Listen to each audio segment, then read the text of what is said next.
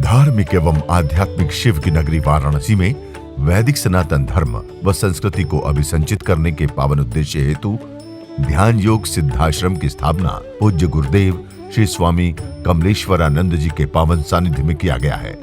ऋषि मुनियों, साधु महात्माओं, संत मनीषियों की इस पवित्र धरती पर धर्म की स्थापना और लोक कल्याण के लिए हर युग में किसी न किसी रूप में ईश्वर का प्राकट्य होता आया है और पवित्र आत्माओं में ईश्वर का अंश उतरता आया है।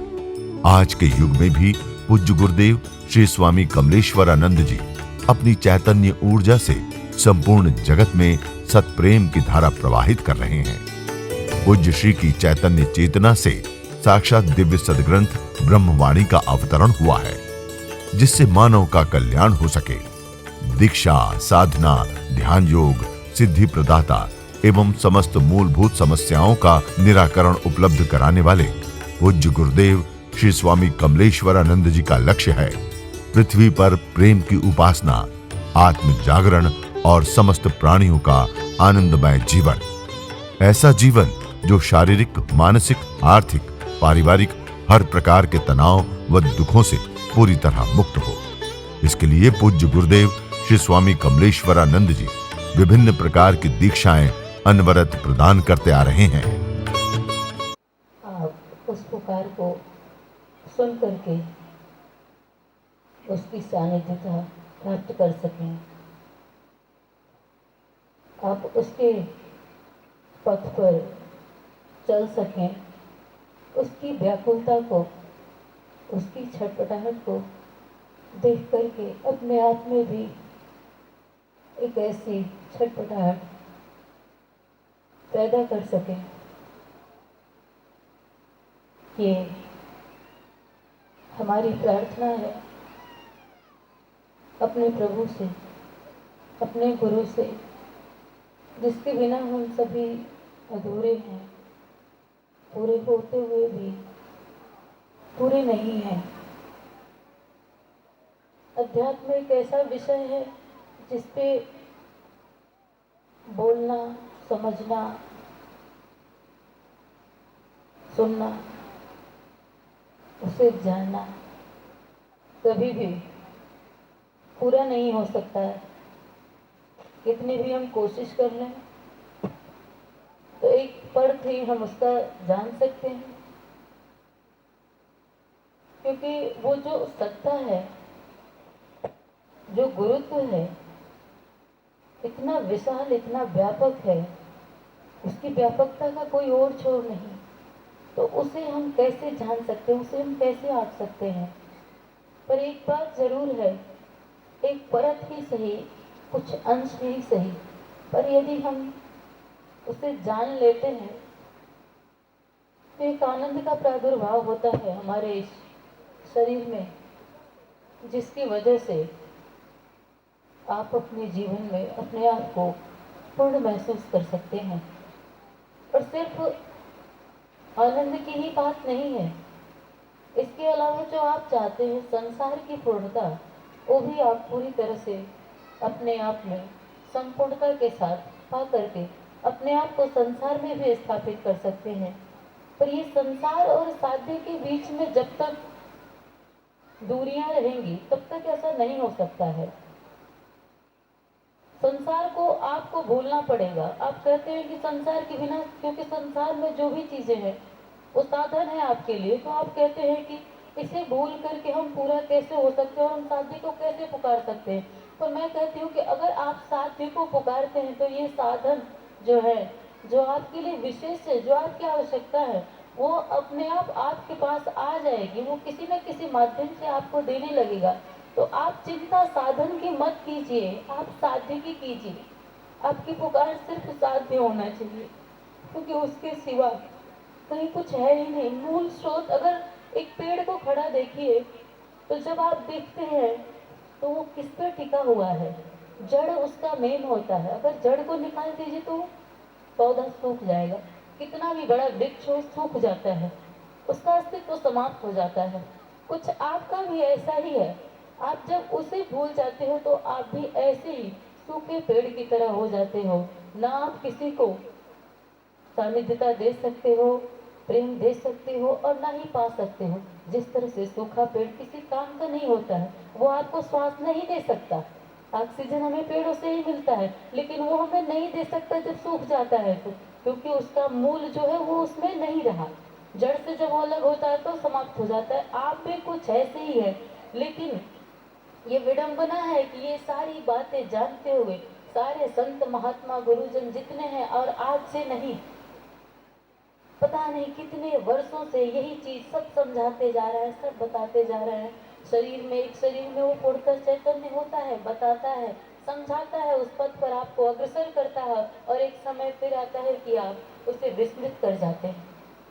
सिर्फ बातें रह जाती हैं, सिर्फ शब्द रह जाते हैं, पर जीवन नहीं रह जाता। जैसे बुद्ध ने जो धारा बहाई, बुद्ध ने जो एक बात बताई, बुद्ध ने जो दर्शन दिया, उस दर्शन में कितने लोग जीते हैं जो वो चीवर पहनते हैं, जिन्हें हम बौद्धिस्ट कहते हैं, वो लोग भी आज बुद्ध के राह पे नहीं है, सिर्फ तन पे कपड़ा ही रह गया है। तो ऐसे दर्शन को जीने से, ऐसे किसी महापुरुष को मान, लेकिन आपकी अतृप्ति ऐसे ही रहेगी, आप कभी तृप्त नहीं हो पाओगे। और अगर आप चाहते हो तृप्त होना, तो सिर्फ एक रास्ता है जो गुरु के पास है। गुरु ही युक्ति बता सकता है। कारण क्यों? क्योंकि गुरु जिस तरह से अपनी, कल गुरु जी ने कहा कि वाणी के माध्यम से वो आपको प्यार भी देते हैं, आपके ऊपर संगार भी करते। संगार का मतलब आपकी बुराइयां जो है, हमारी कमियां जो हैं, उसे भी वो हम अपनी वाणी के माध्यम से, अपनी ऊर्जा के माध्यम से दूर करने का प्रयत्न करते हैं। तो गुरु इसलिए हमारे जीवन में आवश्यक है। और जब तक हम सगुण स्वरूप में गुरु को नहीं मान पाएंगे, तब तक जो हमारे अंदर, यही गुरु जो हमारे अंदर गुरुत्व के रूप में विराजमान है, उससे हम कभी भी नहीं पहचान पाएंगे, उसकी सानिध्यता हमें कभी भी नहीं मिल पाएगी। इसलिए आपको मानना पड़ेगा। आपकी स्थितियां ऐसी हो, जैसे गुरु जी कहते हैं, जड़ चेतन चैतन्य की स्थिति। जब तक आप जड़ की स्थिति में रहेंगे, तब तक आप उस परम को, आप कहेंगे कि वो तो निराकार है, निराकार ब्रह्म को मान सकते हो, आप पूछ सकते हो आप, लेकिन वो भावना तो आप में होनी चाहिए ना। उस स्थिति में तो सगुण स्वरूप जो एक होता है, उसी निराकार का स्वरूप होता है, और वो आपके बीच में आकर के आपको अपनी तरफ खींचता है। क्यों? क्योंकि आपको धीरे धीरे अपने उस स्वरूप से, उससे परिचय कराना चाहता है जिससे आप बिछड़ गए हो, और जिसके बिना, जिससे बिछड़ के, विलग हो करके आपके जीवन में दुख है। बुद्ध ने कहा कि जीवन में दुख ही दुख है। क्यों कहा?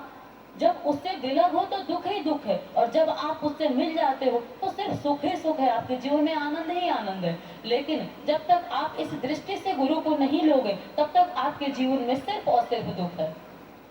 सब कुछ आपके पास होगा, आप नहीं होगे आप अपने पास, और ये तन तो एक दिन छूटना ही है, छूट ही जाएगा, इसका कोई मोल नहीं है, क्योंकि जिसने दिया है एक दिन छीन लेगा।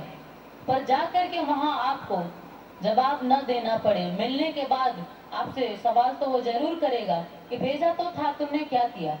और ऐसा नहीं कि कहीं जाना होता है, आप इसी शरीर में रहते हुए अपने आप को जान लेंगे, और जब मिलेंगे उससे तो वो आपको समझाता भी है, और आपको डांटता भी है, आपको मारता भी है, सब कुछ वो आपके अपने अंदर से ही करता है।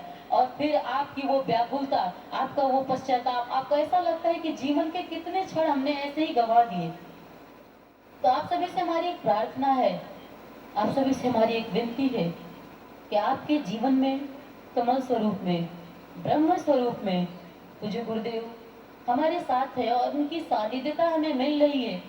ये हमारे कर्तव्य कभी के रहे होंगे, कुछ कर्म हमने ऐसा किया होगा जो हमारे जीवन में ऐसी घड़ी आई है, और आज जो, वैसे तो उसका जन्म कभी होता नहीं, कभी नहीं होता, क्योंकि जो मरता है उसका जन्म होता है ना, जो समाप्त ही नहीं होता उसका जन्म क्या होगा। अजन्मा है जो, उसका कभी जन्म होता है, पर शरीर परिवर्तन जरूर करता है, यह गृह परिवर्तन जरूर करता है। तो निखिल स्वरूप में आया था, उसे परिवर्तित करके अभी वो वही ब्रह्म जो निखिल स्वरूप में था, अभी कमल स्वरूप में खेल रहा है, बांट दिया है अपने आप को, आप में भी खेल रहा है। पर अभी आप अनभिज्ञ हो, यहाँ विज्ञता हो गई है, इसलिए ब्रह्म हो गए।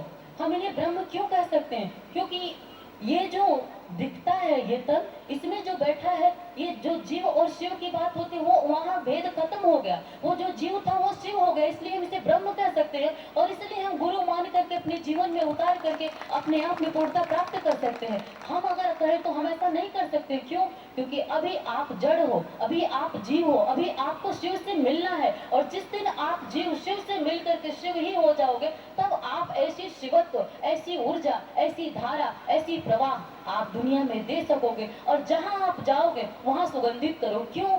क्यों ये आप भी ऐसे ही हैं, हम भी ऐसे ही हैं, लेकिन क्यों ये स्वरूप कहीं जाता है? इतने सारे लोग बैठे हुए, क्यों बैठे हुए हैं? क्या बात है इसमें? इस स्वरूप में ऐसी क्या बात है? क्यों हम मजबूर हैं इन्हें पूजने के लिए? क्यों हम मजबूर हैं इन्हें? मजबूरी नहीं, मतलब दिल हमारा ऐसा कहता है कि नहीं मानो। दिल इनके लिए आपका तड़प उठता है, आप रो उठते हो। क्यों? क्योंकि वो जुड़ाव उससे हो गया है, जिससे अभी यहाँ अनभिज्ञता है, वो जुड़ाव हो गया है। और वही जुड़ाव देने के लिए एक जगह चैतन्य होकर के इतने सारे लोगों को संबोधित कर रहा है कि तुम मुझसे दूर क्यों हो? मुझसे दूर तुम्हारा जीवन नहीं है, तुम मुझसे ही हो। और मुझ में जब तक नहीं मिलोगे, अतृप्त रहोगे। तो ये वेला है कि कैसी कि आपको पूर्ण करने के लिए आपके जीवन में आई है। और आप सभी हृदय से प्रार्थना करते हुए जितने भी शब्द सुनिएगा, प्रभु के अमृत वचनों को सुनते हुए आप अपने हृदय से प्रार्थना करिएगा कि हे प्रभु, ये जो हमारे अंदर जड़ता है, जिसकी वजह से हम आपसे दूर हैं, आप उसे दूर करके मुझे अपने आप से मिला करके मुझे तृप्त करो। बस यही कहना चाहूँगी, यही हमारी भी प्रार्थना है और यही आपकी भी हो। इन शब्दों के साथ मैं चाहूँगी कि आप सभी हमारे साथ एक बार बोले, जय श्री नारायण, जय श्री नारायण। परम पूज्य गुरुदेव की, परम पूज्य गुरुदेव की, परम पूज्य गुरुदेव की, परम पूज्य गुरुदेव की। निखिल जन्मोत्सव के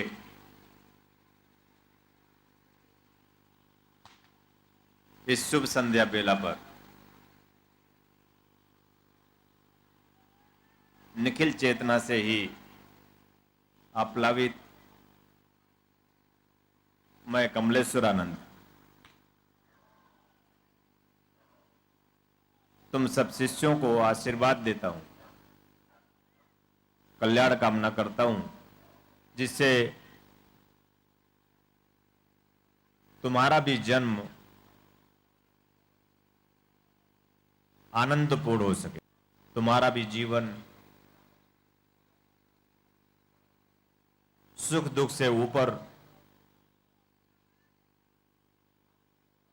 ऊर्ध्वगामी होकर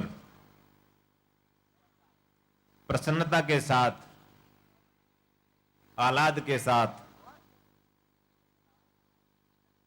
सद्भाव के साथ, प्रेम के साथ अपने जीवन को जी सको। क्योंकि जीवन की परिभाषा,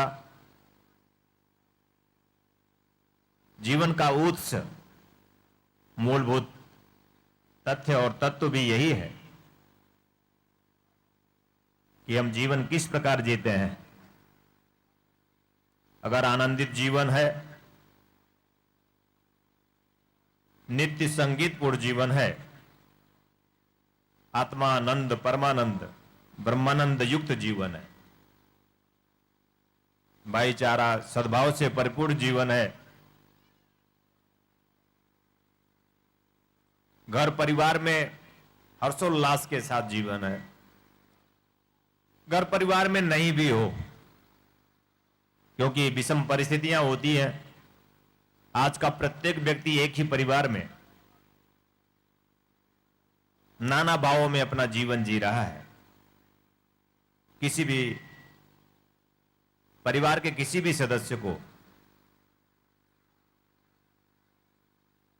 एक दूसरे के प्रति कोई प्रेम नहीं, कोई भाव नहीं, कोई आस्था नहीं, कोई श्रद्धा नहीं, कोई सम्मान नहीं और कोई प्यार भी नहीं। कुछ परिवार में एक ऐसा वातावरण बन गया है, तनावपूर्ण, कलहपूर्ण वातावरण। कहने को हम भाई हैं, केवल कहने को हो गया। भाई के प्रति, बड़े भाई के प्रति जो हमारे मन में एक सम्मान होना चाहिए, नहीं बन पाता। और छोटे भाई के प्रति जो एक मन में प्यार होना चाहिए, उसके प्रति जो एक जिम्मेदारी होनी चाहिए, वो भी नहीं बन पाता। क्यों नहीं बन पाता? क्या कारण है? बनना चाहिए कि नहीं? भाई सिर्फ कहना है कि भाई को जीना है, सिर्फ। ठीक इसी तरह से हमारे सारे संबंधों में हम कहने को पति हैं, पत्नी तो मेरे साथ है नहीं, और हम पत्नी के साथ भी नहीं है। कुछ कामनाओं को छोड़कर, कुछ तृष्णाओं की तृप्ति छोड़कर आज कोई संबंध किसी संबंध के साथ खड़ा नहीं मिलता है। एक बनावट का जीवन हम जी रहे हैं। आज हम तुम सबको 2 दिनों में परम ज्ञान देता हुआ, परम प्रभु की ओर गतिशील करता हुआ, आज परम प्रभु की कृपा से केवल तुम सबके लिए, तुम्हारे लिए मैं सोचने के लिए प्रेम में हूं कि मैं तुम्हारे जीवन के बारे में सोचूं। अगर गुरु हूं तो मैं तुम्हें सिर्फ ज्ञान नहीं दूं। सिर्फ ज्ञान वैसे ही हो गया जैसे एक भूखा व्यक्ति है और उसको हम ज्ञान देने बैठे हैं। उसे भोजन की आवश्यकता है। हर व्यक्ति को भूख लगती है, हर व्यक्ति की आवश्यकता है। और यही भूख और यही आवश्यकता नहीं पूरी होती तो हम अपनी जिम्मेदारियों से बंधे रहते हैं, पूरा भी नहीं कर पाते। हम अपनी जिम्मेदारियां पूरा नहीं कर पाते।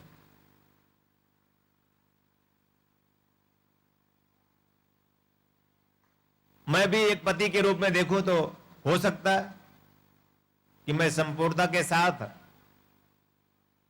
अपने पत्नी का ख्याल रखता हूं, लेकिन यह जरूरी नहीं कि मेरी पत्नी भी यह सोचे। यह भी सोच सकती है कि यह पति काश ऐसा होता तो मैं ज्यादा सुखी रहती। अगर गुरु न बना होता, एक साधारण पति होता, तो शायद मेरे साथ ज्यादा समय देता। पर अब गुरु बन गया है, सुख का कारण है। गुरु तो सभी को होना चाहिए, गुरु तो सभी को होना चाहिए। सुख का कारण है, आनंद है, उत्सव है, महोत्सव है, गुरु होना है। गुरु कोई बनता नहीं है, और गुरु अगर कोई बना है तो गुरु नहीं है। बनने वाले गुरु नहीं होते। फिर वो उनके माध्यम से वो खुद अपने आप को, जो गुरु बनता है, ठगता है। जो गुरु बनता है वो अपने आप को ठगने लगता है। ऐसा मत समझना कि वो किसी दूसरे को ही ठगता है। गुरु जो बनता है अपने आप को भी ठगता है। ऐसा मत समझना कि किसी के साथ छल करता है, अपने साथ भी छल करता है। जो ही हम किसी के प्रति ईर्ष्या भाव में आते हैं, किसी के प्रति भी ईर्ष्या भाव आया आपके मन में, तो किसके मन में आया? ईर्ष्या किसके मन में जन्म ली? कारण कोई व्यक्ति है सामने, लेकिन मन में किसके आया? ईर्ष्या जैसे पाप अग्नि जो जलाती है। एक अग्नि होती है पूर्ण की अग्नि, प्राण अग्नि। एक होती है पाप की अग्नि, ईर्ष्या, जो जलाती है। प्राण अग्नि भी प्रज्वलित हो तो तुम जलोगे। गुरु के माध्यम से, चैतन्य जागृत गुरु के माध्यम से प्राण अग्नि जब प्रज्वलित होती है तो भी जलन महसूस होता है, एक ताप मिलता है, और उस तपिश में ज्ञान का प्रादुर्भाव होता है। उस तपस्या में, तपस्या का अर्थ कहीं, तप का अर्थ कहीं हिमालय नहीं है, तप का अर्थ कोई जंगल झाड़ी नहीं है, तप का अर्थ है कि प्राण अग्नि को प्रज्वलित करना, और प्राण अग्नि को प्रज्वलित करके तपना। अभी तो जब प्राण अग्नि तुम्हारी प्रज्वलित होगी तब न तुम ताप को समझ पाओगे कि वो ताप क्या है। जब तुम ऐसे प्रयोग में, ऐसे सदगुरु के सानिध्य में आओगे और उतरोगे और प्राण अग्नि को प्रज्वलित करोगे तो तुम्हें समझ में आएगी कि तपस्या क्या है।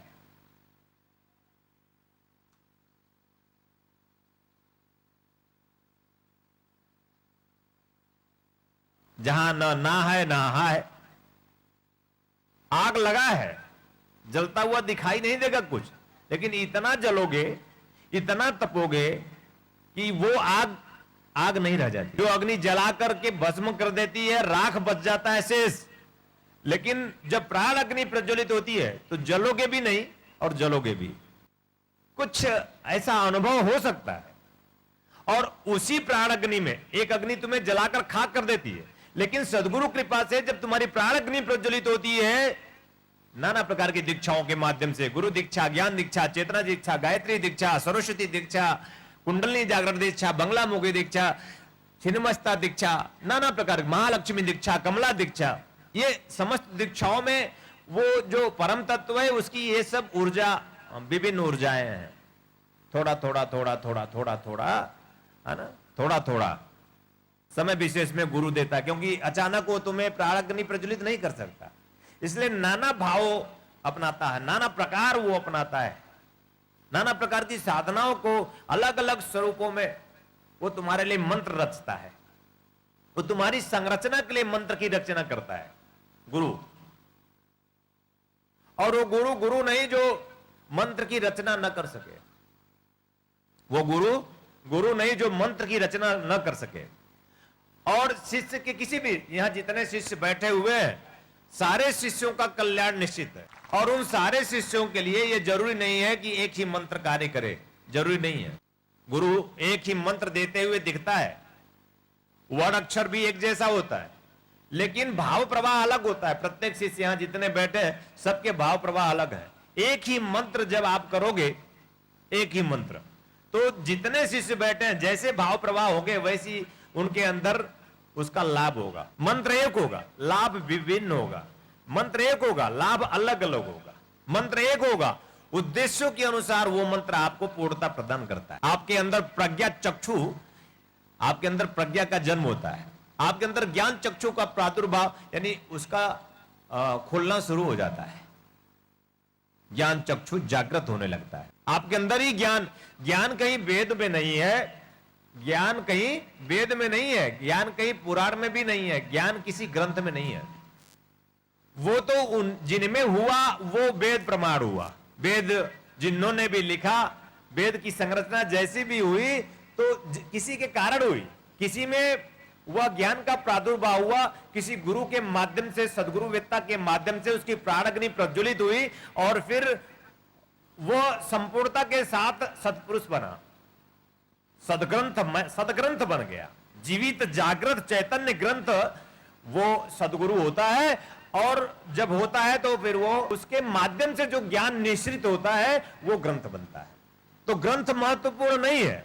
आज की दुनिया में, जीवन में दुख, तनाव और क्लेश सिर्फ इसी बात में है कि आज की दुनिया में लोगों ने ग्रंथ को महत्वपूर्ण मान लिया, गुरु को महत्वपूर्ण नहीं माना। इस दुनिया में क्यों तनाव बढ़ा, क्यों चिंता बढ़ी, क्यों परेशानी बढ़ा, क्यों दुख बढ़ा?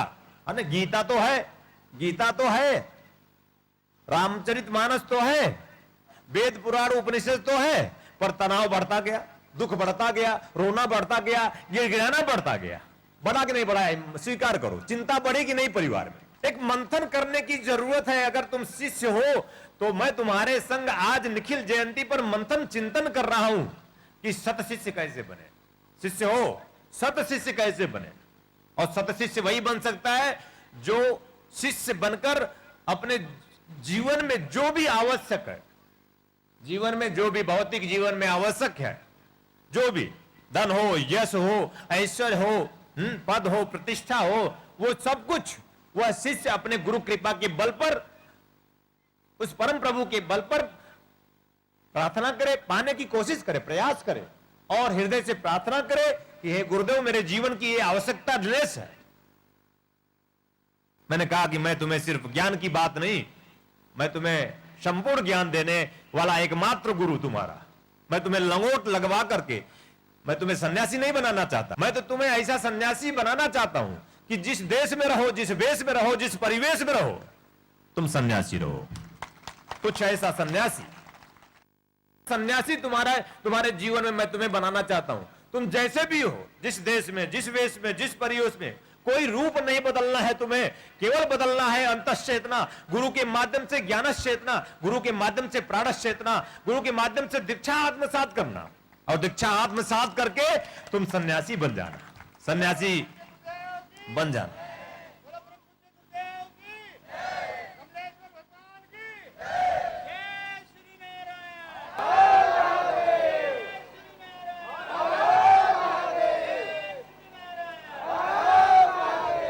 और ध्यान रखना कि सन्यासी की परिभाषा अपने मन मस्तिष्क में रख लेना। सन्यासी की परिभाषा सिर्फ इसी बात में है कि हमारा जीवन सुरुचिपूर्ण हो, हमारा जीवन सुरुचिपूर्ण हो, हमारा जीवन अनुरागमय हो, हमारा जीवन प्रेमपूर्ण हो।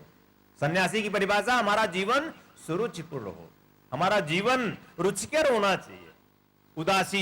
उदासी भरा जीवन कोई जीवन नहीं होता।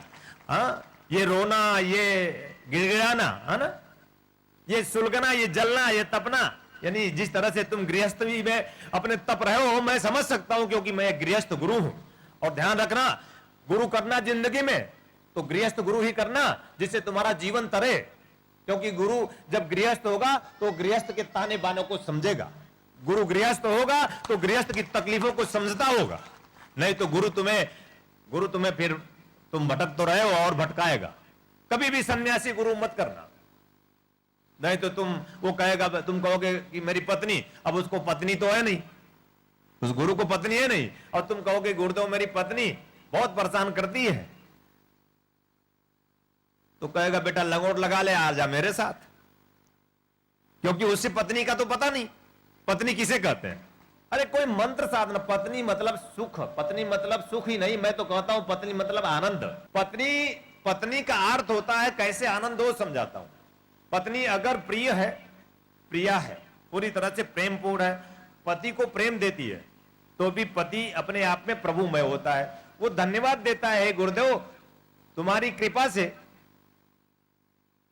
सुरुचिपूर्ण पत्नी है, सुंदर पत्नी, प्रेमपूर्ण पत्नी मिली। और अगर पत्नी दुख दे, कलह दे, चिंता दे, परेशानी दे, रोग दे, किसी प्रकार से धक्का मुक्की करे, तब भी तुम्हें मेरी याद आएगी, हे गुरुदेव तुमने ऐसी पत्नी दी कि मुझे आपकी याद आई। तपस्या कोई मंत्र साधना तपस्या नहीं है। पत्नी अगर ऐसी स्थिति में है या पति ऐसी स्थिति में, तो तपस्या चालू है, तब चालू है। गृहस्थ में रहना तपना है, पत्नी से तपना है, पति से तपना है, बेटे से तपना है, बेटियों से तपना, परिवार से तपना। तपस्या क्या है? तपस्या कोई तपस्वी तपस्या नहीं करता, और कोई हम किसी तपस्वी, ऐसे तपस्वी को तपस्वी मानते ही नहीं जो गृहस्थ जीवन में नहीं होता। मैं कहता हूं कि एक सन्यासी आकर बता दे गृहस्थ में, भाग खड़ा होगा 3 दिन बाद, 30 दिन भी नहीं लगेंगे, और तुम 300 दिन जीते हो, तो तुम तपस्वी हो, वो सन्यासी तपस्वी है। 300 दिन जीते हो तुम।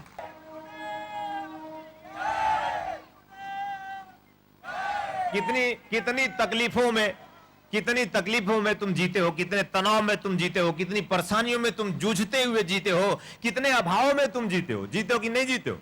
और हर पल तुम तपस्या कर रहे हो, हर पल आग से गुजर रहे हो तुम। और तुम्हारे मन में यह है कि मैं तपस्या करता नहीं। आज के बाद भूल जाओ कि तुम तपस्या नहीं करते, तुम ही केवल तपस्या करते हो, तुम ही केवल तपस्वी हो, एकमात्र तपस्वी हो। पहले ये मन में धारणा बने कि तपस्वी कोई और नहीं, मैं हूं। कमलेश्वरानंद का शिष्य तपस्वी है।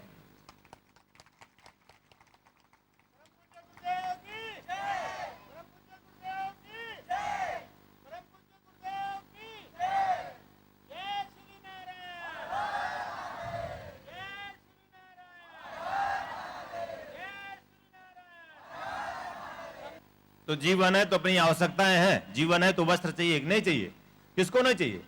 सबको चाहिए। साधु को चाहिए, संत को चाहिए, महात्मा को चाहिए, कोई भी हो, नाम और रूपधारी हो, कोई भी, सबको वस्त्र चाहिए, सबको आभूषण चाहिए, सबको भोजन चाहिए, सबको भूख है। और इस भूख को मिटाने के लिए नहीं मिटती, किसी भी प्रकार से नहीं मिटती, तो प्रयास करने के बावजूद भी नहीं मिटती, तो क्यों नहीं मिटती? और नहीं मिटती तो कैसे मिटेगी? तो कोई एक गुरु चाहिए, कोई एक गुरु चाहिए, ऐसा गुरु जो झकझोरे, जो जगाए और जो आपके पुरुषार्थ को जागृत करे, जो आपके प्राण अग्नि को जागृत करके आप में आपको पुरुषार्थी बनाए, आपको जूझने के लिए तैयार करे। जब आप हारते हो, जब आप हारते हो, जब आप उदास होते हो, उसी समय मेरी जरूरत है। मेरी जरूरत कहां कहां है? जब आप उदास होते हो, जब आप दुखी होते हो, जब आप चिंतित होते हो, जब आप परेशान होते हो, जब आप रोते और गिड़गिड़ाते हो, तब मेरी जरूरत है। मेरी जरूरत कहां है? और जब उस समय तुम मुझे पुकारोगे तो मैं तुम में जन्म ले लूंगा, तो तुम्हारी उदासी चली जाएगी, तुम्हारे अंदर प्रेम और पुरुषार्थ का जन्म होगा। गुरु का जन्म लेने का अर्थ होता है तुम पुरुषार्थी बन जाते हो, तुम्हारा हृदय प्रेम से भर जाता है। फिर तुम परिवार में एक सद्भाव देते हो, परिवार में एक प्रेम में परिवार बनाने की कोशिश करते हो। तो जीवन में जो तनाव है वो आप जानते हैं। मैं अंदर बैठता हूं तो मुझे समझ में आता है कि क्या तनाव है। और उस तनाव से सिर्फ आप ही परेशान नहीं हो, पूरी दुनिया परेशान है, हर एक व्यक्ति परेशान है। और इसी तनाव को दूर करने के लिए मैं नाना लोगों से मिलता हूं, कई लोगों से मिलकर के इस तनाव को दूर करने की कोशिश करता हूं। लेकिन सही उपाय नहीं मिलता, सही विधि नहीं मिलती, सही साधनाएं नहीं मिलती, क्योंकि कोई सही गुरु नहीं मिलता। सही गुरु कैसे मिलता है और कैसे मिल गया तो मानू कैसे कि सही है? प्रयोग करो, प्रयोग करो। मैंने कल कहा था प्रयोग करोगे तो परिवर्तन निश्चित है, पर प्रयोग नहीं करोगे, सिर्फ मानते रहोगे कि मंदिर में शिवलिंग है, हाँ शिवलिंग है, बेलपत्र चढ़ा दिए, ये मानना हुआ, जानना नहीं हुआ। और जब तक जानोगे नहीं, शिव लाभ देगा नहीं। सिर्फ मानने से काम नहीं चलने वाला। और मानो तो ही मत, और तुम मानते हो भी नहीं और मानने के लिए तैयार होते भी नहीं कि गुरु है, कैसे है, मैं कैसे जानूं? ये तुम्हारी बात है। कुछ नए लोग बैठे हुए हैं, कुछ पुराने भी हैं, कुछ संशय के बीच में एक संदेह की स्थिति है। मैंने कल कहा था 21वीं सदी संदेह की सदी है। सबको सब पर संदेह है, कोई ऐसा नहीं है इस संसार में जो किसी पर संदेह ना करता हो। मेरी पत्नी भी मुझे देखती है तो बड़े संदेहपूर्ण देखती है, और कोई किसी से कुछ कह नहीं सकता। मैं भी अपनी पत्नी को देखता हूं तो संदेह से देखता हूं। मतलब समझ रहे हो ना तुम सब? सिर्फ मुझे ही मत समझ लेना, वाजे गुरु जी, सबकी पत्नियां हैं और सबके पास पति। हर पत्नी इसी तनाव में। बेटे को देखते हैं तो संदेह से, बेटी से देखते हैं कहीं कुछ बात तो नहीं। आजकल फोन पे बहुत कुछ बात, ज्यादा कुछ बात करती है। रात फोन किसका आता है? संदेह का जन्म होता है। बेटी बात कर रही है, अब बात कर रही है, हमें अपने पर ही भरोसा नहीं, अपने खून पर ही भरोसा नहीं। अपना खून ही नहीं रहा तो भरोसा कैसे होगा? खून अपना किसे कहते हैं? राम का खून अपना खून है, कृष्ण का खून अपना खून है, बुद्ध का खून अपना खून है। यानी परम सत्ता का खून जब होगा, प्रवाह होगा परम सत्ता का हमारे खून में, रक्त में, एक एक कण में, तब जाके वो अपना खून होता है। हमारे खून में गंदगी हो गई, हमारे खून में पिछले 25 सालों से, अगर हम 25 साल पहले जाएं तो जिस आदर और भाव से हम अपने माता पिता के चरणों में झुकते थे, प्रणाम अर्पित करते थे, आज वो हमारे अंदर भाव अपने माता पिता के प्रति नहीं है। क्यों नहीं है? क्योंकि खून गंदा हुआ, सने सने वातावरण निर्मित हुआ, संदेह बढ़ता गया। तो संदेह युक्त जीवन हो गया 21वीं सदी में। तो बुद्ध ने इसका उपाय बताया था। मैंने सारांश देते हुए कह रहा हूं, हजारों साल पहले उन्होंने उपाय बता दिया था। आज प्रासंगिक है बुद्ध, आज प्रासंगिक है कि जो अस्थिर चित्त है, जो अस्थिर चित्त है, जिसका चित्त स्थिर नहीं है, तो कैसे सुखी हो सकता है बताओ तुम? जिसका चित्त स्थिर नहीं है, और इस दुनिया में तुम ही नहीं, साधु संत महात्माओं का भी चित्त स्थिर नहीं है।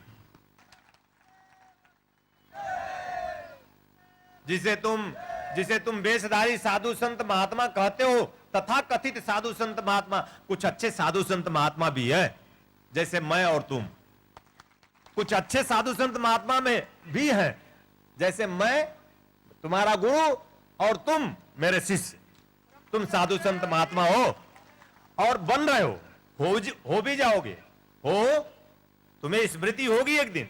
इन्होंने कहा कि बस अंतर इतना है कि एक जान गया, एक जानना बाकी है, दोनों ही घरों में एक जल बहता है, निखिलेश्वरानंद का।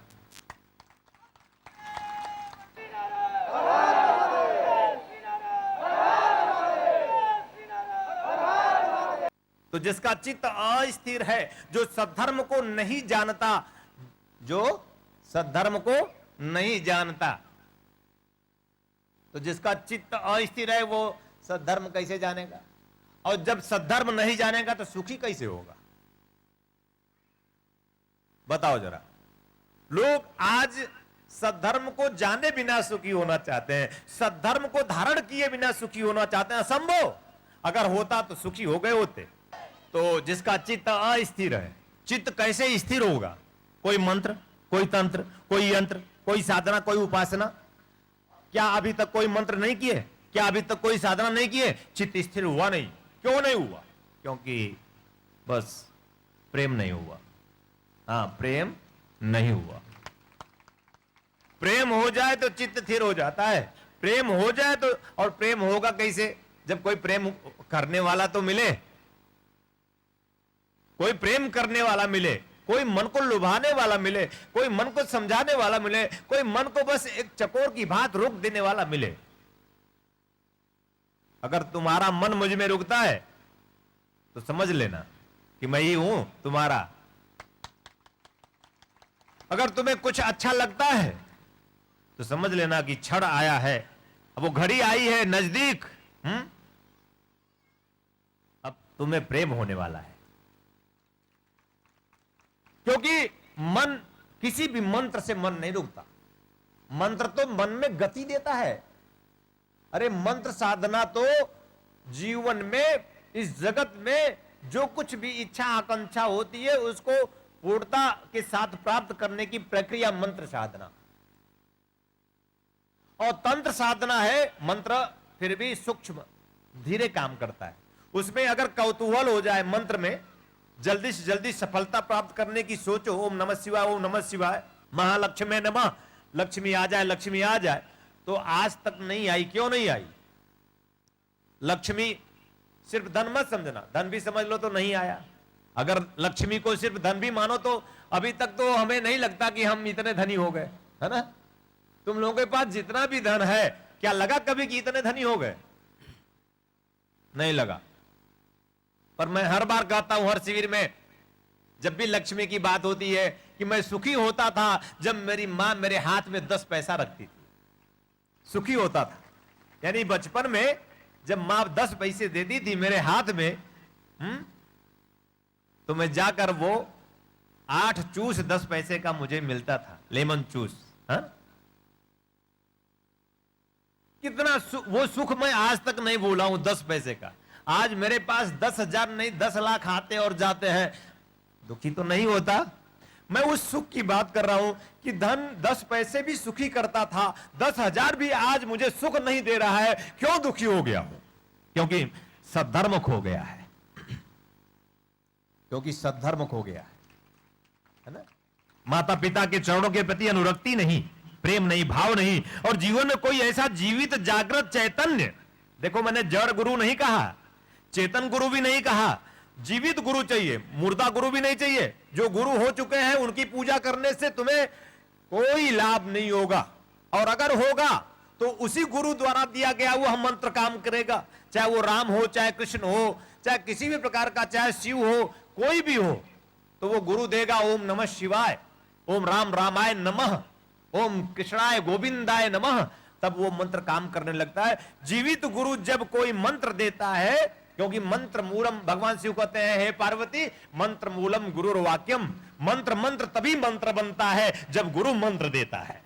गुरु मुख से मंत्र निश्चित होता है, और उस मंत्र को जब हम पूरे भाव से, प्रेम से जप करते हैं, गुरु द्वारा बताए गए विधान से हम अपने जीवन में अपनाते हैं, तो हम जीवन में, संसार में मंत्र के माध्यम से, मंत्र चेतना के माध्यम से संसार के साधन तत्वों को हम इकट्ठा करने लगते हैं। जो हमारी आवश्यकताएं हैं हम पूर्ति करने लगते हैं।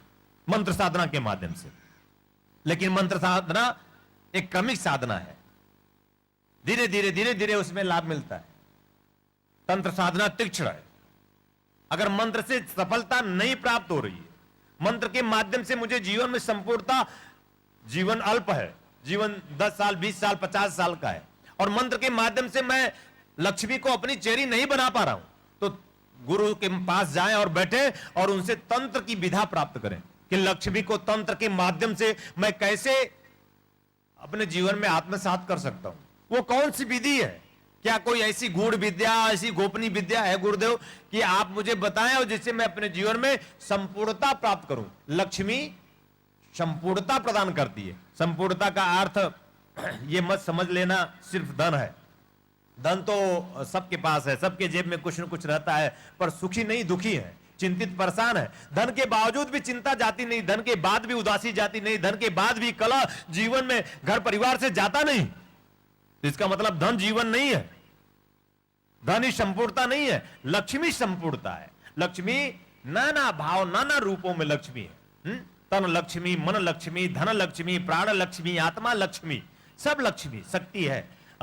पति लक्ष्मी, पत्नी लक्ष्मी, बेटा लक्ष्मी, बेटी लक्ष्मी, गाड़ी लक्ष्मी, भवन लक्ष्मी, सब लक्ष्मी है। लक्ष्मी कहां नहीं है, व्यापक है लक्ष्मी। जहां जहां शिव है वहां वहां शक्ति की व्यापकता है, और उसको अपनी चेरी बनाना है। तो कैसे संभव है? तंत्र के माध्यम से संभव है।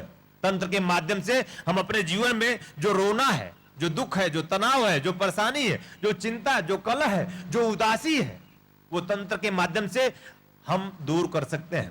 तंत्र एक ऐसी विधि है। तंत्र क्या है? मंत्र तो मंत्र है, जानते हो, किसी भी प्रकार का वर्ड अक्षर मंत्र है, किसी भी प्रकार का वर्ड अक्षर मंत्र है। एक एक लाइन में मैं तुम्हें बता देता हूं। कम खम गम घम अंगम चम छम जम झम यम, सब मंत्र है। किसी भी प्रकार का अ आ ई उ उ, सब मंत्र है। देखो जरा सा, हिलता है पूरा शरीर। अ आ ई उ मतलब वो क ख ग घ अंग च छ ज झ। देखो जरा, वर्ड अक्षर को जपो, कोई भी जप कर ले। कम खम गम घम अंगम चम छम जम झम यम टम ठम डम ढम। अब तुमने मंत्र को सिर्फ राम मान लिया है, तुमने मंत्र को सिर्फ, और राम भी राम कैसे है? र रा आ म। देखो वहां भी तो यही वर्ड अक्षर कार्य कर रहे हैं। तो किसी भी प्रकार का वर्ड अक्षर मंत्र है। राम भी मंत्र है, आम भी मंत्र है। राम भी तृप्त करता है, और आम भी पके पके मिले तो तृप्त करता है।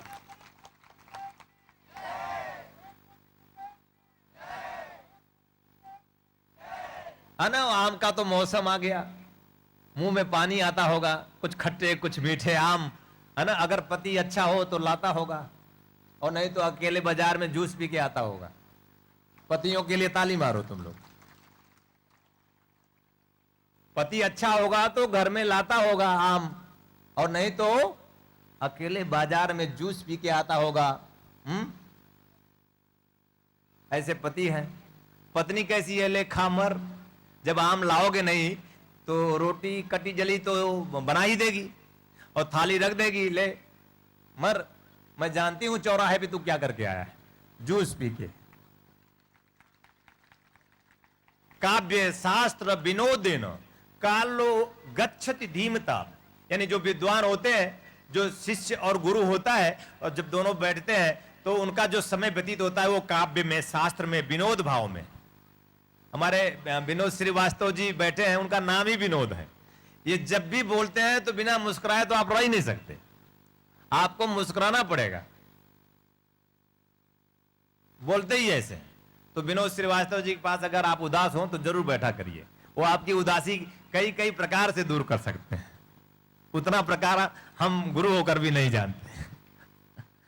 और मैं चाहता हूं कि मैं जो न जानूं, मैं चाहता हूं कि मैं न जो जानूं वो भी जो जानता नहीं तुम सबको जना देना चाहता हूं। ऐसी भावना लेकर भगवान निखिल के पास बैठता हूं कि प्रभु गुरुदेव, हो सकता है वो ज्ञान, वह विद्या, वह चेतना जो आप मुझे भी अनभिज्ञ बनाए रखते हो।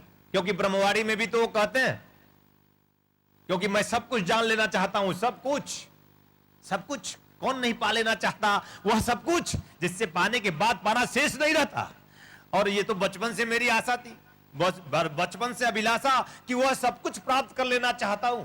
क्या संभव है? तो संभव हुआ, संभव हुआ। एक द्वार मिला, निखिल द्वार, एक गुरु मिला निखिल, एक सदगुरु मिला निखिल, एक प्राण मिला निखिल, एक आत्मा मिला निखिल, एक परमात्मा मिला निखिल, हाँ, एक परम परम परमात्मा मिला निखिल। कैसे मिला निखिल? कैसे मिला निखिल? प्यास हो, अगर प्यास हो, किसी भी कमल में प्यास हो जाए, किसी भी कमल में, तुम सब कमल हो, तुम सब कमल हो। कोई बड़ा कमल है, कोई छोटा कमल है, कोई विकसित कमल है, कोई अविकसित कमल है, तुम सब कमल हो। बस जरूरत है तुम सब कमल में प्यास हो, ऐसी कमल जैसी। तो परम परम परम परम परम परम परमात्मा, परम निखिल भगवत्ता को उपलब्ध हो जाओ। यानी जिसे जहां पहुंचने के बाद कुछ पहुंचना ही नहीं है, जहां जाने के बाद कुछ जाना ही नहीं, जहां पर कोई ऐसी जहां नहीं जहां पहुंचने के बाद पहुंचे नहीं।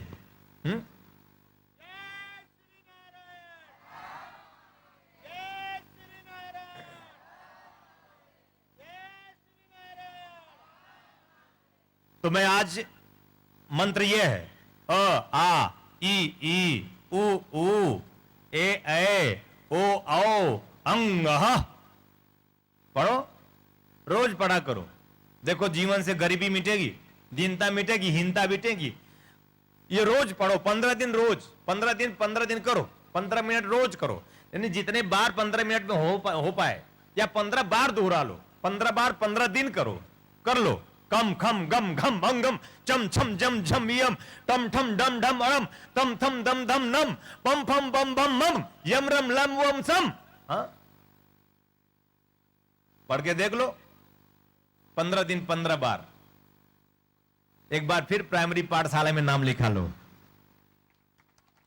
पढ़े नहीं ठीक से, देखो मैंने पढ़ा है क ख ग, और पढ़ा है तो आज तुम मुझे पढ़ने की कोशिश में हो। तुम्हें नहीं, ये वायु भी पढ़ने की कोशिश में है, ये धरा भी पढ़ने की कोशिश में है, ये आकाश भी पढ़ने की कोशिश में है, देवी देवताओं भी पढ़ने की कोशिश में लगे हैं कि हु इज कमलेश्वरानंद।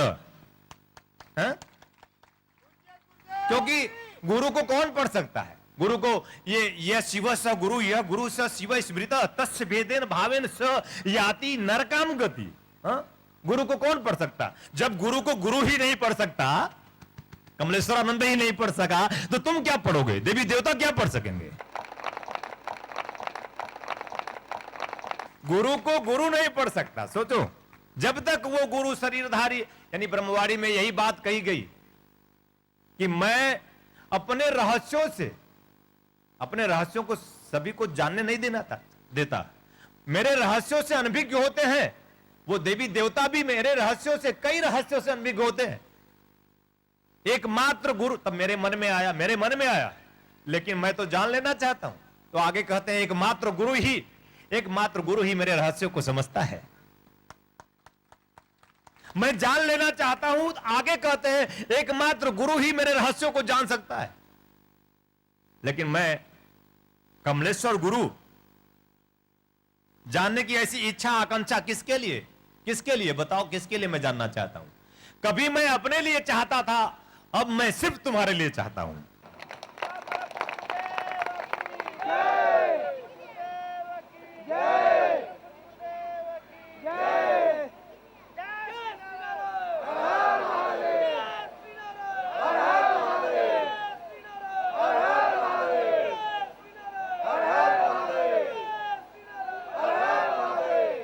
कभी मैं आपके लिए सब जान लेना चाहता हूं, क्योंकि मैं प्रामाणिक गुरु होना चाहता हूं, मैं प्रयोगात्मक गुरु होना चाहता हूं। मैं उनसे कहता हूं कि अगर कोई चीज मैं जानू नहीं और मैं अपने शिष्य को देना नहीं चाहता, मैं जान कर ही देना चाहता हूं, मैं जान कर ही जनाना चाहता हूं, और जो जानता है वही जना भी सकता है। एक दिन मैंने उनसे कहा अपने लिए कि प्रभु कुछ ऐसी युक्ति बताते, कुछ ऐसा उपाय बता देते कि मैं जाऊं, बस बताते और ढेर सारा धन हम लेकर आते। कुछ ऐसी युक्ति बता दो प्रभु। तो मत समझना कि ऐसी युक्ति नहीं है। जैसे बता दो कि इस जमीन में यहां धन गड़ा है, रातों रात शिष्यों को लूं, हमारे मित्र सुधीर पांडे जी बैठे हैं, कम से कम किसी को नहीं तो उनको तो जरूर ले लूंगा, क्योंकि उनको वैसे ही धन की तो जरूरत है। उनको नहीं, सभी को धन की जरूरत है और इस सभी को स्वीकार कर लेना चाहिए। अभी टीवी पर दिखाया जाता है कि साधु संत महात्माओं की क्या जरूरत है धन। अरे धन क्या, अब कहोगे साधु महात्माओं को भोजन की क्या जरूरत है, वस्त्र की क्या जरूरत है? तो जितने साधु संत महात्मा है सब नंगे घूमे। हाँ? साधु संत महात्माओं को क्या जरूरत है प्लेन से उड़ने की, है ना, पैदल चलना चाहिए। अब आपके अपने तर्क हैं, ये कोई साधु संत महात्मा होता है? नहीं, गरीब साधु संत महात्मा हो, दीनहीन दरिद्र साधु संत महात्मा हो, दीनहीन गरीब गुरु हो, तो तुम गुरु करोगे उसे? अरे जब गरीब गुरु तुम नहीं करना चाहोगे तो गुरु को गरीब क्यों चाहते हो? गुरु तो ऐसा होना चाहिए मस्त एकदम, है ना, गुरु तो ऐसा होना चाहिए। गुरु गरीब होगा तो शिष्य को क्या धनी बनाएगा? शिष्य की गरीबी मिटा नहीं पाएगा। गुरु को अमीर होना चाहिए, और अमीरी कोई धन से नहीं होनी चाहिए। गुरु को अमीरी उसकी फकीरी है। हाँ, गुरु को ऐसा फकीर हो, वो फकीरी उसकी ऐसी अमीरी हो कि अपने शिष्य के लिए वो सब कुछ कर गुजरने की चाहत रखता हो, तब वो गुरु होता है। हाँ देखो, इतना विस्फोट मत कराओ अभी, है ना, देख रहा हो सब होता रहेगा। इतनी ऊर्जा पैदा कर दूंगा कि इस पूरे ब्रह्मांड में तुम सब मिलकर कर एक दिन ऐसा आएगा कि पूरा ब्रह्मांड विस्फोट करेगा और पूरी दुनिया को कहना मानना पड़ेगा निखिल सुहास से सुहासित कमलेश्वर आनंद का शिष्य है। सबको मानना पड़ेगा। तुम्हारा चाहे तन का पोषण हो, चाहे मन का पोषण हो, दिव्य मन का निर्माण करूंगा, दिव्य तन का निर्माण करूंगा, दिव्य मन का निर्माण करूंगा, दिव्य मानव का निर्माण करूंगा। तुम्हारी प्राण अग्नि प्रज्वलित करके दिव्य मानव का निर्माण करके देवता बनाऊंगा, बना भी रहा हूं।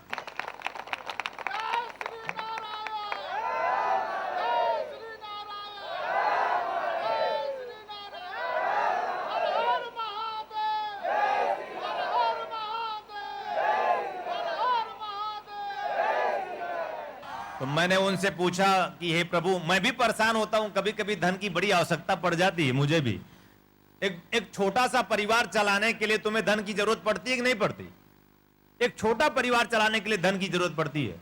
और ध्यान योग जन जागृति सेवा संस्थान एक बड़ा परिवार है, बहुत लोगों का भरण पोषण करना हो, तो उसके धन के बारे में मैं भी चिंतित हो जाता हूं। मुझे भी वस्त्र देने हैं, कपड़े देने हैं, भोजन देने हैं, मुझे भी लोगों को देने हैं कि नहीं देने, लोगों को करने हैं, तो मुझे भी चिंता हो जाती है। कभी कभी मैं भी खो देता हूं अपना धैर्य। एक शिष्य के रूप में, गुरु के रूप में मैं कभी धैर्य नहीं खोता कि देकर ही रहूंगा, दूंगा ही।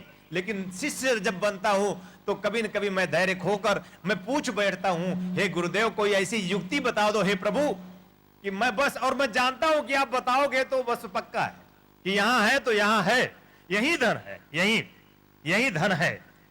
निकाल लो कमलेश्वरानंद, खोद लो इसे, बस ज्यादा नहीं, बस एक फावड़ा मारो निकल जाएगा। सूर्य निकलना जरूरी है। एक सूर्य इस संसार में, इस ब्रह्मांड में निकलता है, एक सूर्य तुम्हारे अंदर निकलना चाहिए। ऐसा सूर्य तुम अपने अंदर, ऐसी ज्योति प्रकीर्णित करो, ऐसा प्रकीर्णन तुम्हारे अंदर होना चाहिए। अब ये बाहर से किरणें उधार लेकर कब तक जियोगे मेरे लाल? कुछ ऐसी किरणें अपने अंदर से निकालो कि पूरी दुनिया तुमसे जिए मेरे लाल।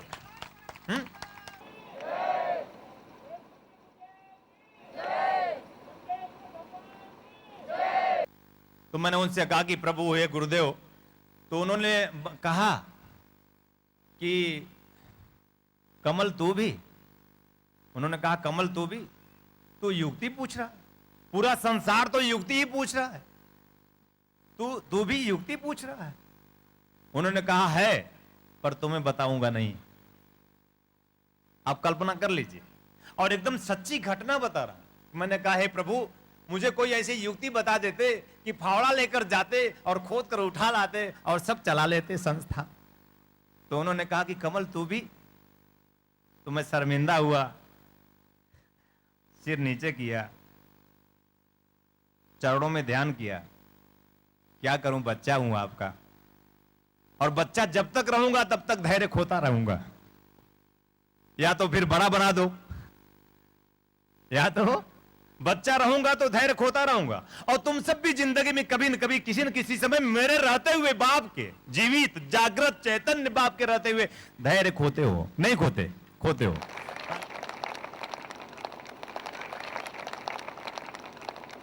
और तुम धैर्य खोते हो। मैंने धैर्य खो दिया, उन्होंने स्पष्ट शब्दों में दो टूक बात कह दिया, युक्ति ना कमल, पूरा संसार युक्ति ही पूछ रहा है। मैं तुम्हें सिर्फ एक ही युक्ति बताऊंगा, प्रेम और पुरुषार्थ तुम्हारी जिंदगी में होना चाहिए, न कि किसी युक्ति से तुम्हारी जिंदगी में तुम्हारी गति होनी चाहिए। प्रेम और पुरुषार्थ ही परम युक्ति है। लेकिन मैं अपने शिष्यों को प्रेम और पुरुषार्थ के अलावा भी, क्योंकि मैंने कहा कि मेरे लिए वो करे ना करे, मैं अपने शिष्यों के लिए जरूर झपट्टा मार के लाऊंगा और वो सब करूंगा जो मेरे लिए भी मेरा प्रभु नहीं करता। ऐसी चाहत, ऐसी प्रार्थना, ऐसी एक विधा, ऐसा तंत्र लेकर आया हूं, कमला तंत्रम। कमला तंत्रम के माध्यम से उसमें उस ऋषि ने बताया है, उस गोपनीय गूढ़ विद्या को मैं आज प्रकट करूंगा, जिससे जीवन के अभाव मिट जाए, जीवन का दुख मिट जाए, जीवन का रोना मिट जाए, हाँ, जीवन का गिड़गिड़ाना मिट जाए, जीवन का तनाव मिट जाए। ये जीना, ये सुलगना, ये जीना, ये भी कोई जीना है, हाँ? ये जीना, ये सुलगना, ये जीना, ये भी कोई जीना है। अरे लगा दे आग दिल में, लगा दे आग दिल में दीवाने, धुआं कब तक, ये धुआं कब तक? ये जीना, ये सुलगना, ये जीना, ये भी कोई जीना है, हाँ? ईर्ष्या, द्वेष, झूठ, पाखंड, छल छद्म, ये कोई जीवन है यार? ऐसी आग में जलते हो। अरे तुम जलो कुछ ऐसी आग में कि कुछ तपिश ऐसी हो तुम्हारी जिंदगी में कि तुम निखर कर सामने आओ दुनिया में।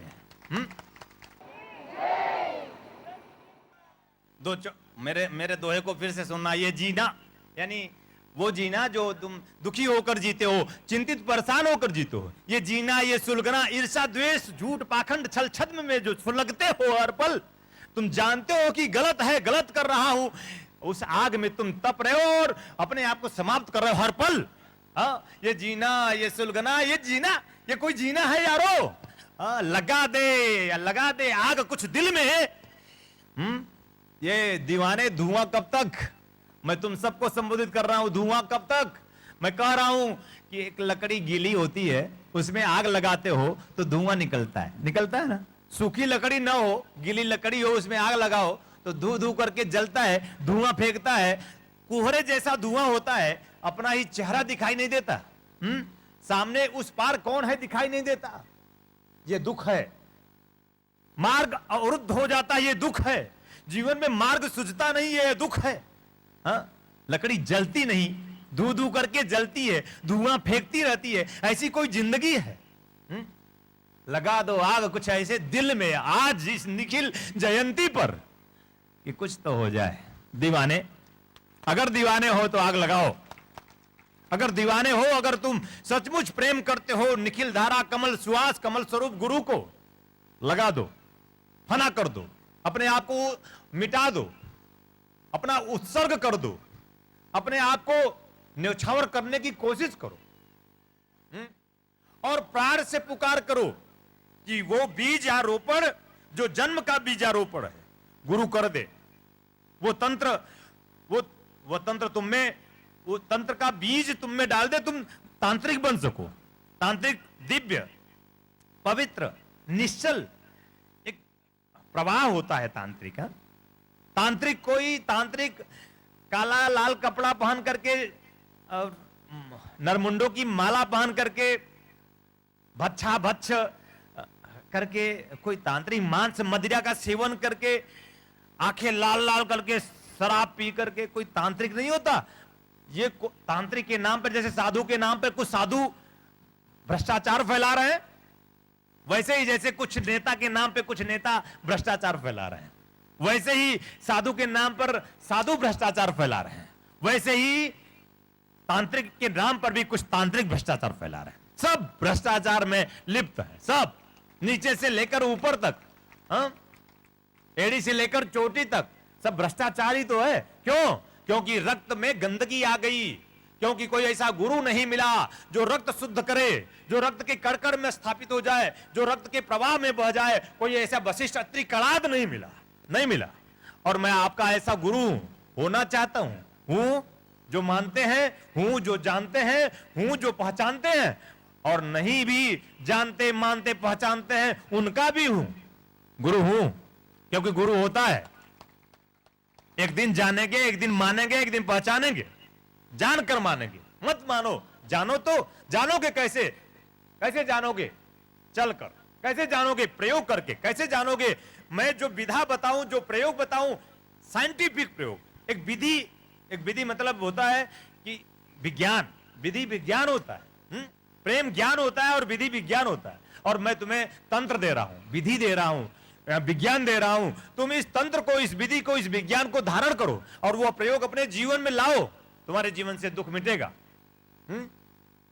तुम्हारे जीवन से दुख मिटेगा, रोग मिटेगा, चिंता परेशानी कलम मिटेगा। और हो सके ऐसा मैं तुम सबको आशीर्वाद देता हूं, कल्याण कामना करता हूं।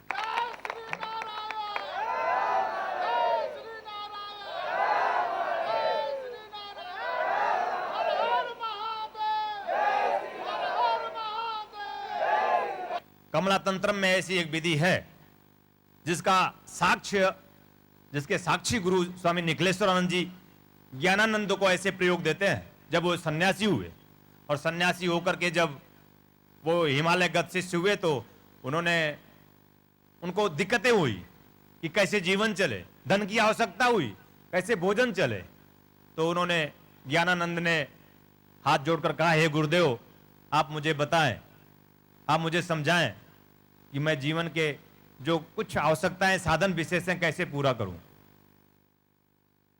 तो गुरुदेव ने कहा कि सन्यासी होना बहुत कठिन है, बहुत कठिन।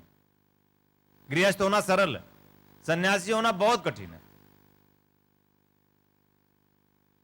बहुत धैर्य की जरूरत पड़ती है सन्यासी होने के लिए। यानी धैर्य हो जाए तो सन्यासी हो गया। बहुत धैर्य की जरूरत पड़ती है सन्यासी होने के लिए। यानी सन्यासी होने के लिए क्या जरूरत है? धैर्य की। देखो जरा, एक एक अब क्या करते हैं लोग, सन्यासी बन जाते हैं, धैर्य नहीं होता, सन्यासी बन जाते हैं। बहुत जरूरत है, बहुत जरूरत है सन्यासी बनने के लिए धैर्य की, साधक बनने के लिए धैर्य की, शिष्य बनने के लिए धैर्य की बड़ी जरूरत है। और एक व्यक्ति बनने के लिए भी धैर्य की बड़ी जरूरत है। वो व्यक्ति अपने व्यक्तित्व का निर्माण नहीं कर सकता, वह व्यक्ति कभी शक्ति को आत्मसात नहीं कर सकता। जो घबरा जाता है छोटी छोटी समस्याओं से, जो समस्याओं का डटकर मुकाबला नहीं करता, जो चुनौतियों का सामना नहीं कर सकता, वो व्यक्ति भी अपने व्यक्तित्व को इस दुनिया में रख नहीं सकता, अपने परिवार में बता नहीं सकता कि मैं व्यक्तित्व हूं, मैं कमलेश्वरानंद हूं। कैसे बता सकता है? जब धैर्य नहीं होगा, जब उसके अंदर ये सद्धर्म नहीं होगा, सद्गुण नहीं होगा, ऐसे धर्म को वो धारण नहीं करेगा, धैर्य को, पुरुषार्थ को, प्रेम को, ऐसे सद्धर्म को, ऐसी चेतना को जो धारण करने की क्षमता नहीं रखता, वो व्यक्ति नहीं, वो साधक नहीं, वो शिष्य नहीं, वो सन्यासी नहीं बन सकता।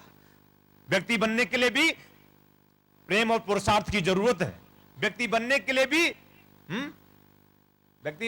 भी धैर्य की जरूरत है। नहीं जरूरत, तुम्हें एक धैर्य चाहिए। धैर्य इतना कि जन्म चला जाए लेकिन मैं खोज लूंगा। धैर्य इतना कि पूरा जीवन समाप्त हो जाए पर मैं प्राप्त कर लूंगा। ऐसी दृढ़ निष्ठा तुम्हारे अंदर होनी चाहिए। ऐसी निष्ठा अपने गुरु में तुम्हें व्यक्त करनी चाहिए कि मैं प्राप्त कर लूंगा, मुझे सब मिलेगा। और मेरी इसी चाह ने, इसी प्रवाह ने, इसी धारा ने मुझे वह सब कुछ दिया भी, पूरा ब्रह्मांड दे दी। कुछ मिला हो ना मिला हो, देखने को मिल गया कुछ ऐसा, कुछ अब देखना बाकी नहीं रहा यार। कुछ देखने को मिला हो ना मिला हो, मिला कुछ ऐसा कि कुछ देखना बाकी नहीं रहा यार। ऐसा कुछ दे देना चाहता हूं हे मेरे यार, बस जरूरत है तुम्हें जागने की, होश में आने की।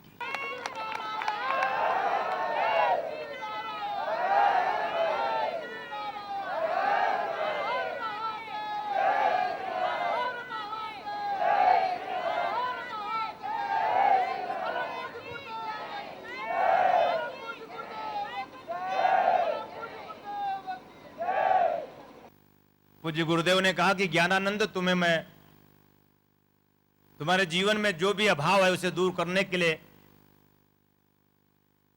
जीवन के संसाधन है, जरूरी है, लक्ष्मी की कृपा होनी चाहिए।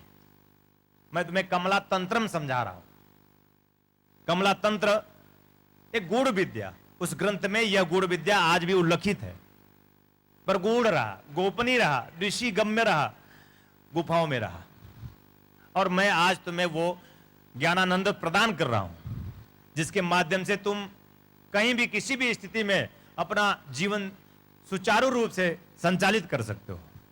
और वह कमला तंत्र, वह ज्ञान महालक्ष्मी का कमला महाविद्या ज्ञानानंद को परम आराध्य स्वामी निखिलेश्वरानंद जी ने प्रदान किया,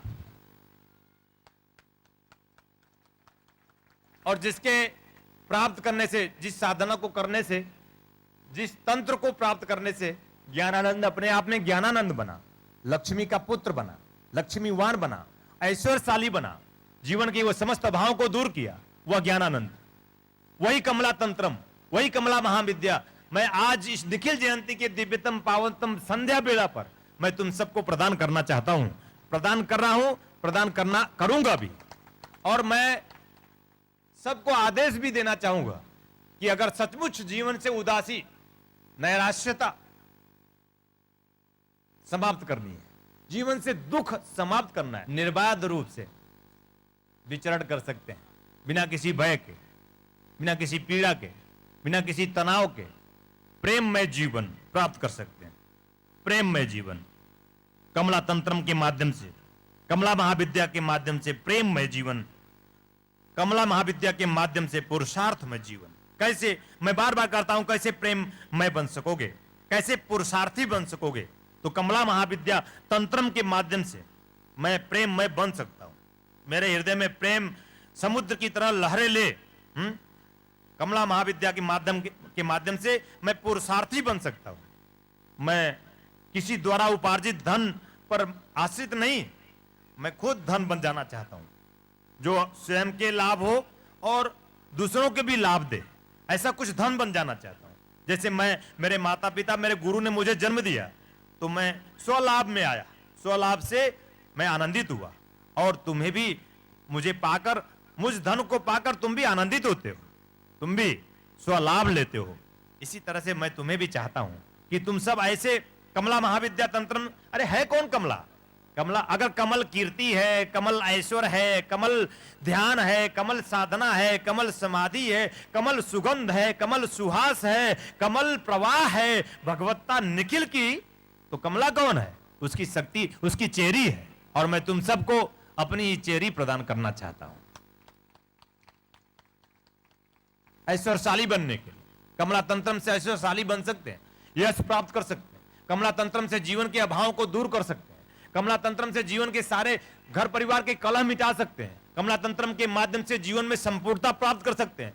और एक प्रयोग करके देखो, ईमानदारी से करना, भावपूर्ण करना, प्रेमपूर्ण करना, भक्ति के साथ करना, और यह तंत्र तुम प्राप्त करके तुम जब अपने जीवन में यह प्रयोग अपनाओगे तो वो जो कुछ मैं बोल रहा हूं उससे बहुत कुछ ज्यादा तुम समझ जाओगे अपनी जिंदगी में, क्योंकि समय कम है।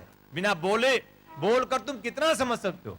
कुछ ऐसा भी समझो, अब ऐसा समझदार बनो कि बिना बोले कुछ समझने लगो, तब तुम मेरे शिष्य हो सकोगे। मैं ऐसा ही तुम सबको आशीर्वाद देता हूं, शिष्य बन सको। सुरुचिपूर्ण शिष्य, रुचिकर जीवन बन जाए तुम्हारा। हाँ, बंदौ गुरुपद पदम परागा सुरुचि, सुवास, तुम्हारा जीवन सुरुचिपूर्ण हो जाए, सुवास यानी सुगंधित हो जाए, सुवासित हो जाए जीवन। पसंद करें तुम्हें लोग, चाहे तुम्हें लोग, देखें तुम्हें लोग, निहारे तुम्हें लोग। सरस अनुरागा, तुम्हारा जीवन सहज हो जाए। तुम्हारा जीवन सहज हो जाए, कोई कुटिलता ना हो, मन में कोई कुटिलता ना हो, कोई छल छद्म ना हो, अति सहज सरल स्वभाव हो जाए तुम्हारा। जो तुम हो सहज अविनाशी, सहज अविनाशी हो तुम। खबर देने आया हूं मैं तुम्हें, जो तुम हो वही तो हो जाओ, उसके सिवा तुम हो भी तो नहीं सकते। सहज हो, सुरुचिपूर्ण हो, सुगंधित हो, दिव्य आभा लिए हो, आत्मानंद में गोता मारते हुए तुम, उसी के बल पे सब कुछ करते हुए तुम प्रेम में बन जाओ। सहज सरल प्रेम में जीवन हो जाए तुम्हारा। और कमला तंत्रम के माध्यम से, कमला महाविद्या के माध्यम से, ऐसी शक्ति के माध्यम से, ऐसे तंत्र के माध्यम से, ऐसे प्रयोग के माध्यम से, ऐसी साधना के माध्यम से अपने जीवन के सारे संसाधनों को हम प्राप्त करते हुए साध्य तक की प्राप्ति करने की क्षमता और ताकत अगर किसी विद्या में, महाविद्या में है, तो कमला तंत्रम, कमला महाविद्या में ऐसी शक्ति और क्षमता है कि जो साधन और साध्य दोनों हाथों में लड्डू तुम्हें प्रदान करता है, जो तुम्हारे जीवन में भौतिक जीवन और आध्यात्मिक जीवन में पूर्णता प्रदान करता है। कमला तंत्रम, कमला महाविद्या के माध्यम से तुम्हें जीवन में संपूर्णता प्राप्त हो सकता है। ऐसा हो सके तुम सब इस दीक्षा को, इस साधना को प्राप्त कर सको। मैं तुम सबको मंत्र के माध्यम से, तंत्र के माध्यम से, तुम्हारे पूरे शरीर में ही उस शक्ति का स्थापन कर देने से, तुम्हारे शरीर में, तुम्हारे शरीर को ही यंत्र बना दे कमला का, तुम्हारे शरीर में ही इंगित कर दे उस कमला को, चैतन्य कर दे उस कमला को। कमल तो चैतन्य हुआ, अब कमला भी चैतन्य हो जाए। कमल तो तुमने अपनाया, खिले भी तुम, खिल भी रहे हो, खिल जाओगे भी। बस ऐसी कुछ शक्ति हो जाए कि अभी और अभी खिल जाए। आज निखिल जयंती है, खिलने की पारी है तुम्हारी। मेरी बारी गई रे, अब तुम्हारी बारी आई। हाँ, कमल को तुमने अपने जीवन में अपनाया, कुछ ऐसी शक्ति भी अपना ले जिससे तुम्हारा जीवन, जो कुछ भी तनाव, दुख, रोना, जिस शक्ति के अभाव में है, धैर्य खो देते हो, वही शक्ति मैं तुम्हें प्रदान करना चाहता हूं कि आज के बाद कभी धैर्य खोना मत, परम पुरुषार्थी बन जाना और अपने पुरुषार्थ पर ध्यान रखना, अपने प्रेम पर भी ध्यान रखना और अंतिम में धन्यवाद भी देना और ये हाथ जोड़कर विनती करना कि पुरुषार्थ करने से तुम्हें जो प्राप्त हुआ वो पुरुषार्थ भी कोई और नहीं, तुम्हारा प्रभु गुरु ही है। पुरुषार्थ तुम कर सकते नहीं, इसलिए धन्यवाद देना कि हे प्रभु, मैंने जो पुरुषार्थ करके प्राप्त किया है वो आप ही पुरुषार्थ हो मेरे, आप ही। तो इससे निरहंकार हो जाओगे, सहजता, सरलता, मधुरता तुम्हारी जिंदगी में बनी रहेगी। निरहंकार भाव से प्रेममय होकर, हे प्रभु तुम्हारे कारण मुझे, तुम ही मेरे प्रेम हो, तुम्हारे कारण मेरी जिंदगी में प्रेम आया, तुम्हारे कारण मेरे प्रेम और कोई नहीं, प्रेम और कोई नहीं, प्रेम और कोई नहीं, पुरुषार्थ भी और कोई नहीं। कमलेश्वरानंद जानता है, कमलेश्वरानंद मानता है, कमलेश्वरानंद समझता है, प्रेम और पुरुषार्थ भी जीव का स्वभाव नहीं है। कमलेश्वरानंद स्वीकार करता है, तुम भी स्वीकार करो, प्रेम भी प्रभु है और पुरुषार्थ भी प्रभु है। प्रभु के नाते ही प्रेम है, प्रभु के नाते ही पुरुषार्थ है, सब प्रभु ही प्रभु है। ऐसा कमला तंत्रम है, ऐसी तंत्र विद्या, गुही विद्या तुम सब आत्मसात करो। ऐसा ही मैं तुम सबको आशीर्वाद देता हूं, कल्याण कामना करता हूं। अपने प्राणों से सींचता हुआ तुम सबको अपने ही प्राणों में समाहित करने के लिए आतुर मैं कमलेश्वरानंद तुम में समा जाना चाहता हूं। तुम भी मेरी तरह ही आतुर हो जाओ, आओ बाहें फैला लो, खड़े हो जाओ, एक बार, कम से कम एक बार मुझे अपने बाहों में समेट लो। ऐसा हो सके मैं तुम सबको आशीर्वाद देता हूं, कल्याण कामना। आज एक नाम देना चाहता हूं, मेरी इच्छा है कि मैं इसका नाम रख दूं। इसके माता पिता भी होंगे, आ जाएं। यूं तो शंकराचार्य कहते हैं, न तातो न माता न बंधुर न भ्राता। सही बात है, न पुत्रो न पुत्री न भीरत्यो न भरता। एक बार झलक मिल जाए तो ये एहसास हो जाता है कि माता पिता रहते हुए भी, उनका सम्मान और उनके कर्तव्यों का पालन करते हुए भी हम होते नहीं हैं। ये पता चल जाता है कि उसके सिवा मेरा कोई है नहीं। और इस छोटे से बच्चे को ये पता है कि उसके सिवा मेरा कोई नहीं है। इसे साधु कहते हैं, इसे संत कहते हैं। और ऐसे ही साधु संत आगे चलकर सिद्ध होकर कोई नंद बनते हैं।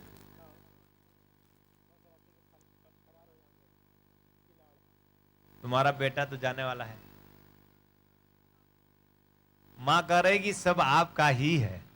शिष्य जितना मुझे चाहता है और मुझ तक पहुंचना चाहता है और आकर दीक्षा धारण करता है, बिहार से जितने लोग भी गए, बहुत से ऐसे लोग भी यहाँ रहे जो चाहते थे, जो थे तो मेरे, जो थे तो मेरे, लेकिन वो नहीं आए, नहीं आए तो दूसरा कदम गुरु बढ़ता है कि क्या हुआ, तुम आओ या मैं, बात एक ही है। तो तुम नहीं आए तो मैं ही आ जाता हूं। इसलिए मैं बिहार आकर बहुत खुश हूं और उन सबको दीक्षा देकर मैं, शिष्य कृतार्थ होता है गुरु से दीक्षा प्राप्त कर, और गुरु भी कृतार्थ होता है शिष्य को दीक्षा देकर। क्यों मैं कृतार्थ हुआ? क्योंकि गुरु मुक्त नहीं हो सकता अगर वो गुरु है जो उसके शिष्य संसार सागर में भ्रमण कर रहे हैं। इस धरा पर जीवंत स्वरूप में शरीरधारी शिष्य जब तक वो दीक्षा नहीं दे देता तब तक वो कृतार्थ नहीं होता, यानी गुरु पूरा नहीं होता बिना शिष्य के। कोई मैं गुरु नहीं बन गया हूं, तुम गुरु कहने लगे हो इसलिए गुरु बन गया, है ना? कोई मैं गुरु थोड़ी बना हूं। तुम मुझे कहते हो गुरु, मैं तो मुझसे पूछोगे तो ईमानदारी से कहूंगा कि तो मैं तो शिष्य ही हूं। ईमानदारी से अगर कहूं तो मैं शिष्य हूं, और मेरा प्रभु भी मुझसे यही चाहता है कि ऐसे ही हंसता खेलता नाचता कूदता मेरा बच्चा मेरे चरणों में हर पल समर्पित रहे। मेरा गुरु भी मुझसे यही चाहता है। जैसे मैं, तुम देखते हो ना, सीधे साधे सरल, हाँ, उछलते कूदते, है ना, अपने प्रभु में अपने गुरु में गतिशील रहते, वो मुझसे चाहता है कि तू मेरा वही बच्चा। और कहते हैं जब बच्चा है तू मेरा, तो मुझे बहुत अच्छा लगता है। जब कोई बाप कहे कि तू मेरा बच्चा है, और बाप कहे तो बाप कहे, जब बापों को भी जन्म देने वाला, यानी जितने बाप इस दुनिया में जन्म लेते हैं वो मेरा बाप जन्म देता है। सभी बापों को जन्म देने वाला वो जो परम बाप है, और जब वो आकर कहता है कि तू मेरा बच्चा है, प्यारा है, दुलारा है, तो सोचिए कितना अच्छा लगता होगा। गदगद हृदय हो जाता है, नम आंखें हो जाती हैं। कुछ कहना चाहता हूं, कह नहीं पाता हूं, कहूं क्या, कोई शब्द नहीं होता। बहुत आनंद है, बहुत। और वही आनंद जो है, वो जो है जो किसी को दिखाई नहीं देता, वो जो है जो कभी कभी कोई बिरला जो पहुंचता है वहां तक, उस आनंद में गोता मारता तुम्हारा गुरु हूं। तो मैं शिष्य ही गोता मार सकता है। अगर तुम भी ऐसे भाव में आ जाओ और मैं कह सकूं, ऐसे भाव में आ जाओ कि मैं कह सकूं कि तुम सब मेरे बच्चे हो, मेरी गोदी में आओ और बैठो। यानी गुरु शिष्य की परंपरा में जो गुरुओं ने और शिष्यों ने के बीच में एक गैप हो गया है, उस गैप को, उस दूरी को मैं खत्म करना चाहता हूं। गुरु और शिष्य तो ऐसे वो मिलते हैं जैसे कोई मिलता ही नहीं जीवन में। और आज गुरु शिष्य मिलते ही नहीं। दीक्षा ले ली, गुरु कौन है, शिष्य कौन है, कभी किसी गुरु ने किसी शिष्य से पूछा नहीं कैसे हो।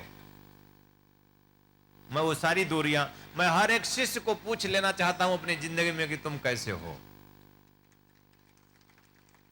और एक बार नहीं, अंतिम श्वास तक बार बार मिलूंगा तुम सबसे, बार बार मिलूंगा।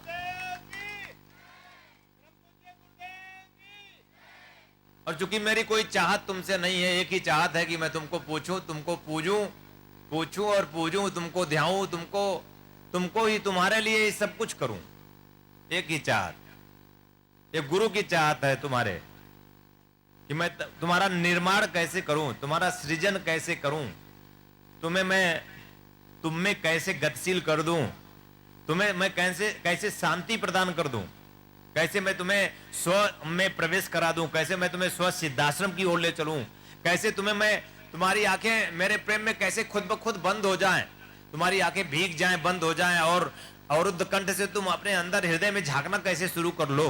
ये सब सारी प्रक्रियाओं को मैं तुम सबके साथ कर रहा हूं। और तुम चाहे जैसे हो, चाहे जिस भाव के हो, जिस भी तरह से हो, चाहे जैसे हो, तुम्हारे किसी भी दुर्गुणों से मुझे कोई लेना देना नहीं है। यूं तो अच्छी बात है कि तुम कमल की तरह सुवासित हो, सुगंधित हो, अपने अंदर दिव्य भाव को जन्म दो। ये अच्छी बात है कि तुम अपने गुरु के संकेत को समझ करके तुम दिव्य बन सको। अच्छी बात है। एक बच्चे को अपने बाप को देखकर ही दिव्यता धारण करनी चाहिए। कोशिश करनी चाहिए कि मैं निर्मल बनूं, मैं निश्चल बनूं, है ना, मैं दिव्य बनूं, मैं पवित्र बनूं, मैं प्रेममय बनूं।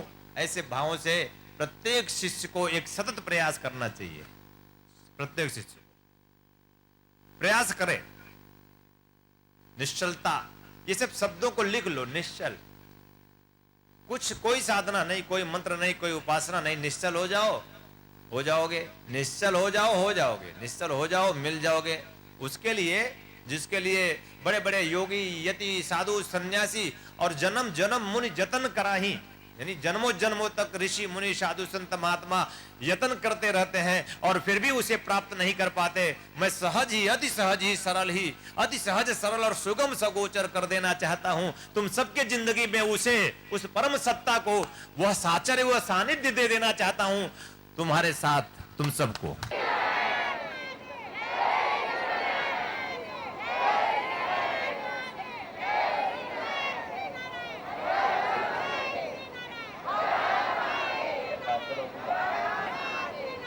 कि तुम उठो तो लगे कि कोई उठ गया मेरे संग, तुम चलो तो लगे कि कोई चल गया मेरे संग, तुम हंसो तो लगे कि कोई हंस गया, तुम मुस्कुराओ तो लगे कोई मुस्कुरा गया। यानी तुम्हारी मुस्कुराहट दूसरों पर असर कर जाए। तुम्हारा चलना, तुम्हारा बोलना, तुम्हारी हर एक कलाएं, हर एक अदाएं तुम्हारी न रह जाए। कुछ ऐसा हो जाए, साहचर्य, सानिध्य उस परम सत्ता का तुम्हारे संग। इसलिए मैं तुम्हें 1, 2, 3 जुलाई गुरु पूर्णिमा ज्ञानपुर में आमंत्रित करता हूं। गुरु पूर्णिमा मनाता हूं और वह उच्च कोटि की दीक्षा। ऐसा ही उठे तो लगे कि उठा, चले तो लगे चला, बोले तो लगे बोला, मुस्कुराए तो लगे मुस्कुराए। यानी हर पल का एक अनुभव मैं तुम्हें दे देना चाहता हूं। कौन कहता है? मेरे पिताजी ने मुझसे खुद कहा था। एक पिता धर्म में उन्होंने मुझे समझाते हुए कहा था, बड़ा दुरूह मार्ग है बेटा, इस पर चलो मत, इस पर चलो मत। कोई बिरला पहुंचता है, कई कई जन्म लग जाते हैं। अंदर से एक आवाज सी होती थी, अंदर एक आवाज आती थी, मेरा प्रभु, मेरा गुरु मुझे कहता था, यही जन्म तेरा जन्म है और कोई जन्म तेरा जन्म नहीं है। और हुआ भी वही। एक पावर, एक क्षमता, एक आग, एक तूफान अंदर, एक तूफान अंदर था। वही तूफान मैं तुम्हारे अंदर भी पैदा करना चाहता हूं। वही तूफान।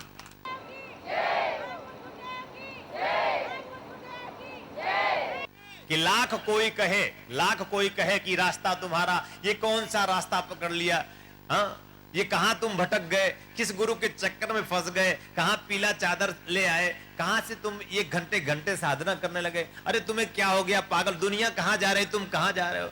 दुनिया माई के भखरे में जा रही है, तुम भी जाओगे। दुनिया गई, तनाव में गई, चिंता में गई, परेशानी में गई, कलह में गई। दुनिया कहां गई? दुनिया गई इसी भ्रामक स्थितियों में दुनिया पहुंच गई है। पहुंची कि नहीं पहुंची?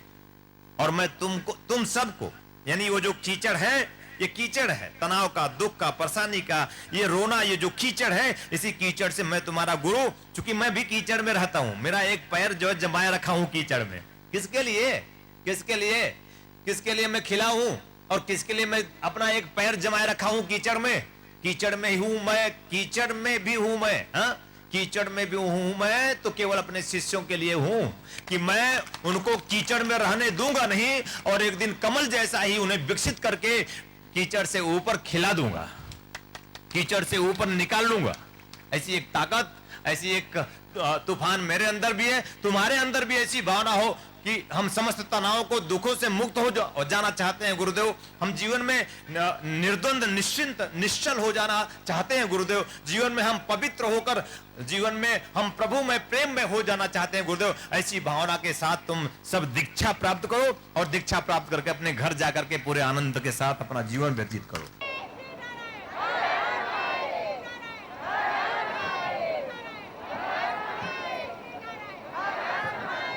बोल परम पूज्य गुरुदेव की।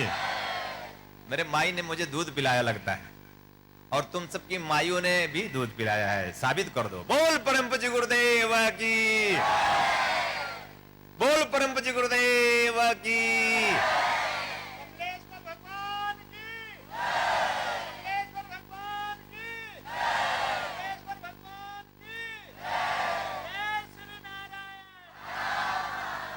अब कह लो भगवान, भगवान कहोगे तो मैं फूल थोड़ी जाऊंगा, अब ऐसे ही रहूंगा जैसे हूं, है ना। तुम मुझे भगवान कहो तब भी ऐसे रहूंगा, तुम मुझे भगवान मत कहो तब भी ऐसे रहूंगा। और किसी के भगवान कहने से तो मैं भगवान होता नहीं। हमारे प्रभु जी कहते थे, तुम्हारे कहने से मैं भगवान थोड़ी हूं। अरे भगवान हूं तो हूं, है ना, भगवान हूं तो हूं। कह दोगे तो तुम भी हो जाओगे, नहीं कहोगे तो तुम नहीं होगे, क्या फर्क पड़ता है। कह दोगे तो तुम कीचड़ से निकलकर कमल बन जाओगे, नहीं कहोगे तो तुम कीचड़ में रहोगे। यूं तो संग मैं तुम्हें तुम्हारे संग कमल के रूप में भी रहूंगा। यूं तो अगर तुम नहीं आना चाहोगे वहां कीचड़ से निकल कर, तो वहां भी तुम्हारे संग रहूंगा, कलह के रूप में, अशांति के रूप में, है ना, पति पत्नी के डांट के रूप में, फटकार के रूप में। मैं ही तो रहता हूं। जब पत्नी डांटती है तो कौन रहता है पता है? तुम बताओ। तुम्हारा गुरु ही रहता है। समझ जाओ, होश में आओ, अभी भी समय है मेरे प्यारे, मेरे दुलारे, मेरे बच्चे, अभी भी मैं कह सकता हूं, निकलो वहां से। और जब पति कहता ना समझ, तू कुछ समझती नहीं, तो मुस्कुराया करो जरा कि गुरु डांट रहा है, क्योंकि स्थितियां ऐसी हो गई है। तुम दोनों वहां से निकलना नहीं चाहोगे तो गुरु ऐसे ही रूप लेगा, कलह का रूप, अशांति का रूप। है तो गुरु ही, गुरु के सिवा कहां कोई श्वास ले सकता है। गुरु मेरो श्वास प्राण आत्मा, जब वही सब है तो फिर तुम सुकृत हो सकते हो या विकृत, कमल हो सकते हो या कीचड़, तुम सुखी हो सकते हो या दुखी, ये तुम्हारे हाथ में है, चूजिंग तुम्हारी है। तुम बताओ तुम क्या होना चाहते हो, कीचड़ की कमल? दोनों हाथ उठा के, कीचड़ की कमल, कीचड़ की कमल, हाँ कीचड़ की कमल, कमल। बस यही भावना हो कि मैं कमल स्वरूप में खिल जाना चाहता हूं, अपने नाभि के कमल दल को विकसित करके अपने कमल स्वरूप श्याम सलोने सावरिया को बैठा करके आनंदित हो जाना चाहता हूं, चाहती हूं।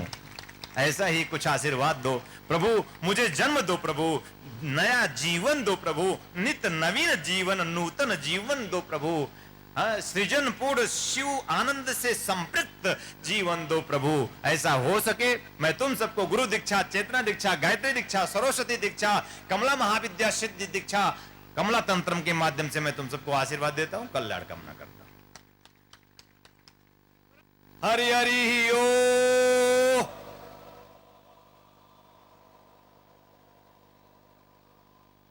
हरि हरि ओ,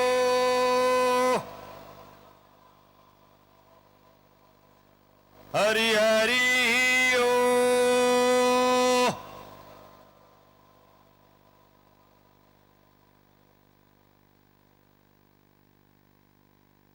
इधर तो कुछ पता चला, इधर तो पता ही नहीं कोई है, जैसे ये लोग समाधि में चली गई, है ना। और आप लोगों की कोई समाधि तो लगती नहीं, इसलिए प्रयास कर रहे हो। तो अगर आप लोग समाधि में पहुंच गए हो तो मत बोलो, अगर नहीं पहुंचो हो तो पहुंचने के लिए बोलो, क्योंकि वो पहुंचना चाहते हैं, कीचड़ से निकलकर कमल बनना चाहते हैं, तो तुम काहे पीछे रहना चाहते हो? तो अभी साथ देना है ना। हरि हरि ओ,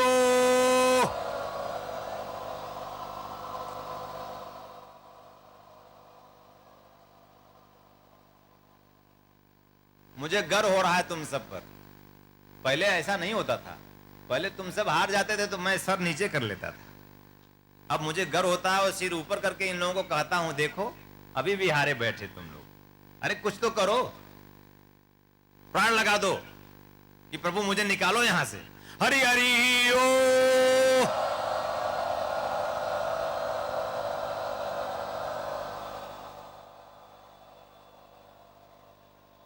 बड़ी बेइज्जती हो रही मेरी।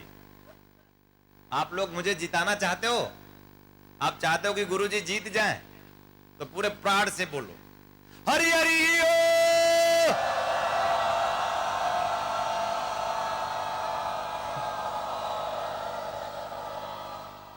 कोई क्षण ऐसा ना आ जाए कि मुझसे शिष्य छूट जाए मेरा। हम समझते हैं प्रभु आपके खेल को, कोई मौका आप नहीं छोड़ना चाहते। अपने इन शिष्यों को पूर्ण करने के लिए आप क्या क्या करते हो, किस किस तरह का खेल करते हो, प्रभु मैं साक्षी हूं आपकी, मैं सब समझती हूं।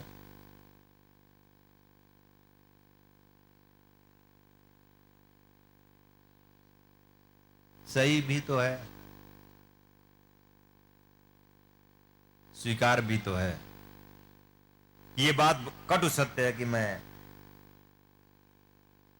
अगर कोई और काम न हो तुम्हारे लिए और इस जगत में आए शिष्यों को और भी कुछ सृजन, कुछ और प्रक्रियाओं से गुजारना न हो, तो मैं तुम सब शिष्यों के संग ही रहूं। इसलिए मेरी एक तड़फ होती है कि मैं कैसे अपने आप को बांट दूं। जैसे नम्रता एहसास करती है कि वो बंबई में है तो मेरे पास भी होते हैं, तो मैं चाहे जा रहा हूं, तुम सबके पास होना चाहता हूं, तुम सबके साथ ऐसा ही साचर्य मैं चाहता हूं। उसमें सिर्फ ये नहीं कि तुम ही सिर्फ चाहते हो, तुम शायद न चाहते हो, उतना आनंद अभी एहसास नहीं होगा तुम्हें, लेकिन मुझे तुम्हारे संग बहुत आनंद आता है। मुझे तुम्हारे संग होना बहुत अच्छा लगता है। मैं उतना अपने परिवार के बीच में रहकर भी आनंदित नहीं होता। हृदय की सच्चाई है, सत्य है, शिव है, अति सुंदर है, और वो मुझे आप में मिलता है जब मैं आपके बीच में होता हूं। मैं यहां व्यासपीठ पर बैठकर झूठ नहीं बोल सकता, यह सत्य है कि आपके बिना मुझे अधूरा सा लगता है। कुछ आप भी ऐसे ही चाहो, क्योंकि मैं आपके संग, आप नहीं चाहोगे तो मैं आपके संग होता तो हूं, पर मैं आनंदित नहीं होता, मैं परेशान होता हूं, क्योंकि आप मुझे प्यार से कभी पुकारते नहीं। हर एक पल श्वासों में चलता रमता, प्राणों में रोम रोम प्रतिरोम में मैं रमण करता, और मुझे एक पल भी पुकार नहीं करता। कैसे जीव हो तुम? शिव को पहचानते नहीं, आनंद को, मस्ती को जीवन बनाते नहीं, कैसे जीव हो तुम? कहां भटक गए हो तुम? अरे जरा होश में आओ। कम से कम 24 घंटे में एक बार ही सही, पर एक बार प्यार से याद तो कर लिया करो, प्रेम से पुकार तो लिया करो। हर पल रहता हूं, पुकारोगे तो तुम्हें भी एहसास होगा और मैं भी आनंदित होऊंगा। वो प्रभु कहता है, जब हम दोनों के बीच में वो होता है तो कहता है कि मैं बड़ा आनंदित होता हूं जब तुम दोनों मेरे बारे में बातें करते हो। आज भी वो बहुत आनंदित है, प्रमुदित है, उल्लसित, उमंगित, तरंगित तुम सब में हो जाना चाहता है, क्योंकि वो यह देख रहा है तुम्हारे मेरे बीच में वो परम प्रभु भी खड़ा हुआ है और बहुत ही प्रसन्न है, प्रेम से भरा हुआ भी है, प्रेम से भरा है, आंखें उसकी नम है तुम्हारे लिए। हरि अनंत, हरि कथा अनंत, कहीं अंत नहीं, उसका अंत है नहीं।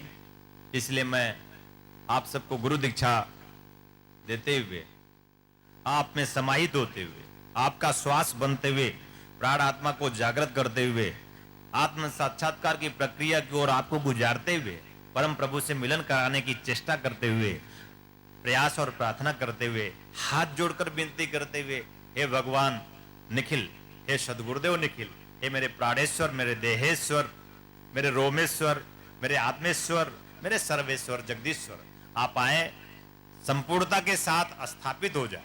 देह स्वरूपम, प्राण स्वरूपम, चिंतम अचिंत स्वरूपम, समस्त रूप रूपत्वम, चैतन्यो भव, जागृत भव, प्रत्यक्षो भव, वरदो भव। मम समशिष्याणाम जीवनम हृदयम रोम प्रतिरोम आवाहयामि स्थापयामि, चैतन्यो भव, जागृत भव, देह स्वरूपम, अपने देह को स्पर्श करते रहना, देखो जरा टच करके, देह स्वरूपम, प्राण स्वरूपम, आत्म स्वरूपम, समस्त रूप रूपत्वम, मम रोम प्रतिरोम आवाहयामि स्थापयामि, ओम निम निखिलेश्वराय नमः, सांब सदाशिवाय नमः, कमलेश्वर स्वरूपाय नमः। एहसास करो अपने आप में, अपने को छुओ तो लगे कि छू लिया उसे।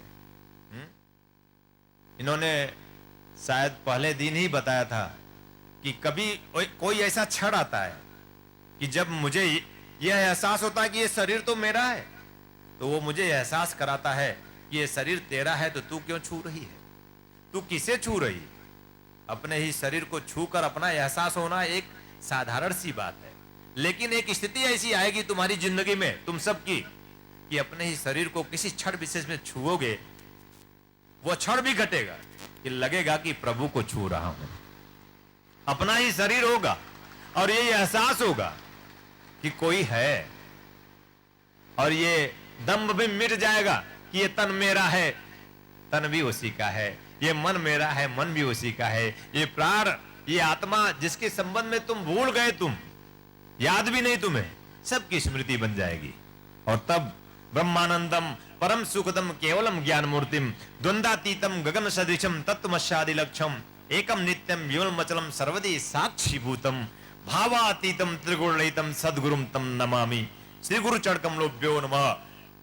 श्री कमलेश्वरानंदम समस्त रूप रूपत्वम आवमस्थाप्यामि मम जीवनम हृदयम रोम पितरोम आवमस्थाप्यामि। चैतन्यो भव, जागृत भव, प्रत्यक्षो भव, वरदो भव। गुरु ब्रह्मा गुरु विष्णु, आज जोड़ो, गुरुदेवो महेश्वर गुरु साक्षात परम ब्रह्म तस्मै श्री गुरुवे नमः। गुरु दीक्षा, चेतना दीक्षा, गायत्री दीक्षा प्राप्ति निमित्तम, सरस्वती दीक्षा प्राप्ति निमित्तम, कमला महाविद्या सिद्धि दीक्षा प्राप्ति निमित्तम। ओम निखिलेश्वर कमलेश्वर स्वरूपाय नमः। चैतन्यो भव, जागृत भव, प्रत्यक्षो भव।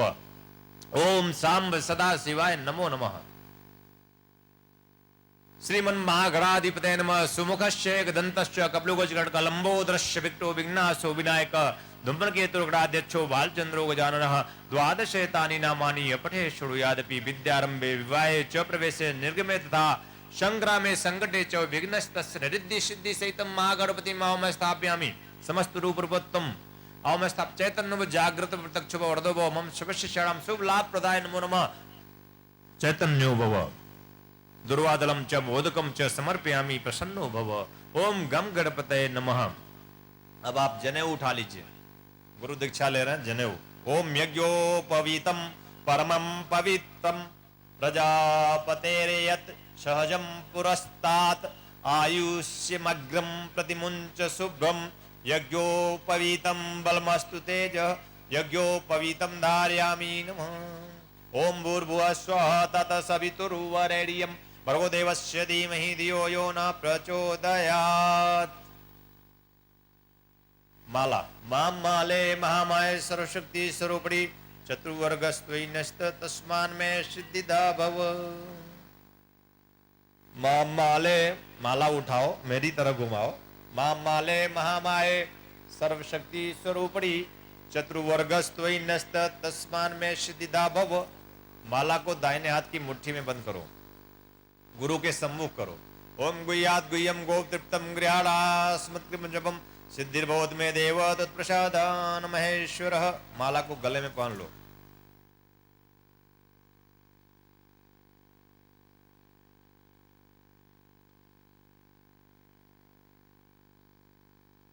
मंत्र बोलो। ओम परम तत्वाय निखिलेश्वराय पद्म पराग कमलेभ्यो नमः। ओम परम तत्वाय निखिलेश्वराय पद्म पराग कमलेभ्यो नमः। ओम ह्रीं मम प्राण देह रोम प्रतिरोम चैतन्य जाग्रय ह्रीं ओम नमः। गायत्री मंत्र। ओम भूर्भुवः स्वः तत् सवितुर वरेण्यं भर्गो देवस्य धीमहि धियो यो नः प्रचोदयात्। गुरु मंत्र की 4 माला, गायत्री मंत्र की एक माला, चेतना मंत्र की 1 माला। गुरु मंत्र चित्र जो है उसमें लिखा हुआ तीनों मंत्र, 6 माला नित्य करना है। अगर आप 6 माला एक साथ नहीं कर सकते तो गुरु मंत्र की 4 माला प्रातः कर लीजिए, और जब काम धाम करके शाम को घर पे पहुंचे तो आप चेतना मंत्र और गायत्री मंत्र की एक एक माला पूरा कर लीजिए, उसके बाद आप भोजन प्रसाद ग्रहण कीजिए। इस तरह से साधना की जा सकती है। जिन माता और बहनों को गायत्री मंत्र और चेतना मंत्र नहीं आता, वो केवल गुरु मंत्र की 6 माला करेंगे। ओम परम तत्वाय निखिलेश्वराय पद्म पराकमलभ्यो नमः, इसकी 6 माला करेंगे। और अगर ये मंत्र भी नहीं आता किसी किसी को, तो ओम नमः शिवाय, ओम नमः शिवाय, इसकी 6 माला करेंगे तो निश्चित रूप से वो लाभ उन्हें प्राप्त होता जाएगा। और जैसे जैसे जो जो शब्द इन 3 दिनों में हमने कहा है, वो शब्द उसकी जिंदगी में सत्य होता जाएगा अगर आप साधना करोगे तो। सरस्वती मंत्र ओम ऐम ऐम ऐम ओम, ओम ऐम ऐम ऐम ओम। इसकी एक माला रोज करनी है, या तो माला गले में ऐसे पहने रहे और ऐसे बच्चा बैठ जाएगा और इस तरह से मंत्र करेगा ओम ऐम ऐम ऐम ओम। माता पिता अपने बच्चों को यह मंत्र सिखा दें, ओम ऐम ऐम ऐम ओम। अखंड सौभाग्यवती माला कोई लिया है? हाँ, मंत्र बोले ओम ह्रीम अखंड सौभाग्य सिद्धये ह्रीम ओम नमः। ओम ह्रीम श्रीम ह्रीम कमला कमलेभ्यो नमः। ओम श्रीम ह्रीम श्रीम कमला कमलेभ्यो नमः। ओम श्रीम ह्रीम श्रीम कमला कमलेभ्यो नमः। इस मंत्र की 5 माला या 11 माला करनी है। माला है ना आपके पास, चित्र सामने रख लेना, घी का दिया जला लेना। 5 माला या 11 माला 11 दिन तक करना है। उसके बाद 1 माला रोज करना है। जब आप साधना करते हो दैनिक साधना में 1 माला जब रोज करोगे तो साल भर में आप ये देखोगे कि कुछ होने लगा है। कुछ वो जो बहुत प्रयास के बाद भी नहीं हो रहा था, अड़चने बाधाएं परेशानियां आती थी, अब वो हल होने लगी। ये माला आप आजीवन अपने पास रख सकते हैं, कमला माला, और 1 माला रोज कर सकते हैं। तो निश्चित रूप से आपकी आर्थिक समस्याएं दूर हो जाएंगी। किसी भी प्रकार की आर्थिक समस्याएं समय विशेष में आपको सताएंगी नहीं। इसलिए कमला महाविद्या साधना प्रत्येक व्यक्ति को जीवन में एक बार जरूर करना चाहिए। ओम श्रीम ह्रीम श्रीम कमला कमलेभ्यो नमः। इस तरह से प्यार से मंत्र करना है। 9 बजे के बाद रात्रि में करना है और उत्तर दिशा की ओर मुंह करना है। घी का दिया जलाना है, अगरबत्ती जलाना है, सुगंधित गुलाब के फूल या कमल के फूल चढ़ाने हैं और अंतिम में मंत्र करने के बाद 1 फूल लाल फूल चढ़ा देने हैं और अपनी प्रार्थना बोल देनी है कि भगवती मेरी ये इच्छा है। उसके बाद फिर 11 दिन के बाद साधना आप समाप्त हो जाएगी। आप चित्र अपने पूजा कक्ष में रख देंगे और 1 माला नित्य अपने दैनिक साधना में इस मंत्र का करते रहेंगे। ठीक? बोल परम पूज्य गुरुदेव की। एक मंत्र है ओम ह्लीम धूम ह्लीम फट स्वाहा। ओम ह्लीम धूम ह्लीम फट स्वाहा। इसकी पीली सरसों और सफेद तिल मिलाकर के, थोड़ा सा घी मिलाकर, पीली सरसों और सफेद तिल बराबर मात्रा में लेकर थोड़ा घी मिलाकर के 108 बार रोज हवन करना है। 21 दिन तक हवन कर देना है। किसी भी प्रकार का तंत्र दोष बाधा समाप्त हो जाएगा। आप तंत्र दोष से मुक्त हो जाएंगे। ओम ह्लीम धूम ह्लीम फट स्वाहा। ध्यान रखना, यह मंत्र गुस्से में करना है। जिसको भूत हो, प्रेत हो, पिशाच हो, तंत्र दोष बाधा हो, किसी प्रकार की बाधा अड़चन भय, किसी भी प्रकार का भय हो, अगर वो नित्य 108 बार इस मंत्र से हवन करता है दक्षिण दिशा की ओर मुंह करके, तो निश्चित रूप से 21 दिन में वो समस्त बाधाओं से मुक्त हो जाता है। ऐसा हो सके मैं आप सबको आशीर्वाद। त्वमेव माता च पिता त्वमेव बंधु त्वमेव विद्या द्रविणं त्वमेव सर्वं मम देव देव। त्वमेव माता च पिता त्वमेव बन्धु च सखा त्वमेव विद्या द्रविणं त्वमेव सर्वं मम देव देव। त्वमेव माता च पिता त्वमेव बन्धु च सखा त्वमेव विद्या द्रविणं त्वमेव सर्वं मम देव देव। त्वमेव सर्वं मम देव देव। त्वमेव सर्वं मम देव देव। तत्वचिंतक पूज्य गुरुदेव श्री स्वामी कमलेश्वरानंद जी का संकल्प है एक ऐसे समाज का निर्माण करना जिसमें हम सभी स्वावलंबी हों, आत्मनिर्भर हों। ध्यान योग जन जागृति सेवा संस्थान द्वारा संचालित ब्रह्मानंद बाल विकास केंद्र में उपेक्षित और अनाथ बच्चों को संस्कृति संस्कार से पूर्ण शिक्षा दीक्षा प्रदान कर उनका सर्वांगीण समुज्ज्वल विकास किया जाएगा। हमें अवसर मिला है इन बच्चों के लिए कुछ करने का, तो आइए हम सभी पूज्य श्री गुरुदेव के संकल्प को पूरा करने में अपना भरपूर सहयोग कर पुण्य के भागीदार बने। साथ ही गौ सेवा हेतु गौ आश्रम, अनाथ बच्चों हेतु अनाथाश्रम, असहाय बुजुर्गों हेतु वृद्धाश्रम और निर्माणाधीन ध्यान योग सिद्धाश्रम एवं संस्थान के अन्य विभिन्न प्रकल्पों में आप श्री भी अपना सेवा सहयोग प्रदान कर संस्थान का सदस्य बन मानवता को धन्य करें। संस्थापक सदस्य 9 लाख या अधिक, सह संस्थापक सदस्य 6 लाख या अधिक, संरक्षक सदस्य 3 लाख या अधिक, आजीवन सदस्य 2 लाख या अधिक, सम्मानित सदस्य 1 लाख या अधिक, विशिष्ट सदस्य 51,000, सामान्य सदस्य 21,000। सहयोग के लिए आप श्री संस्थान के बैंक अकाउंट में सहयोग राशि जमा करा सकते हैं। बैंक ऑफ इंडिया ध्यान योग जन Jagriti Seva Sansthan, account number 014320110002228, IFSC BKID 0000143, branch Badlapur east, Thane Maharashtra 421503। आप श्री का अनुदान आयकर धारा 80G के अंतर्गत कर मुक्त होगा।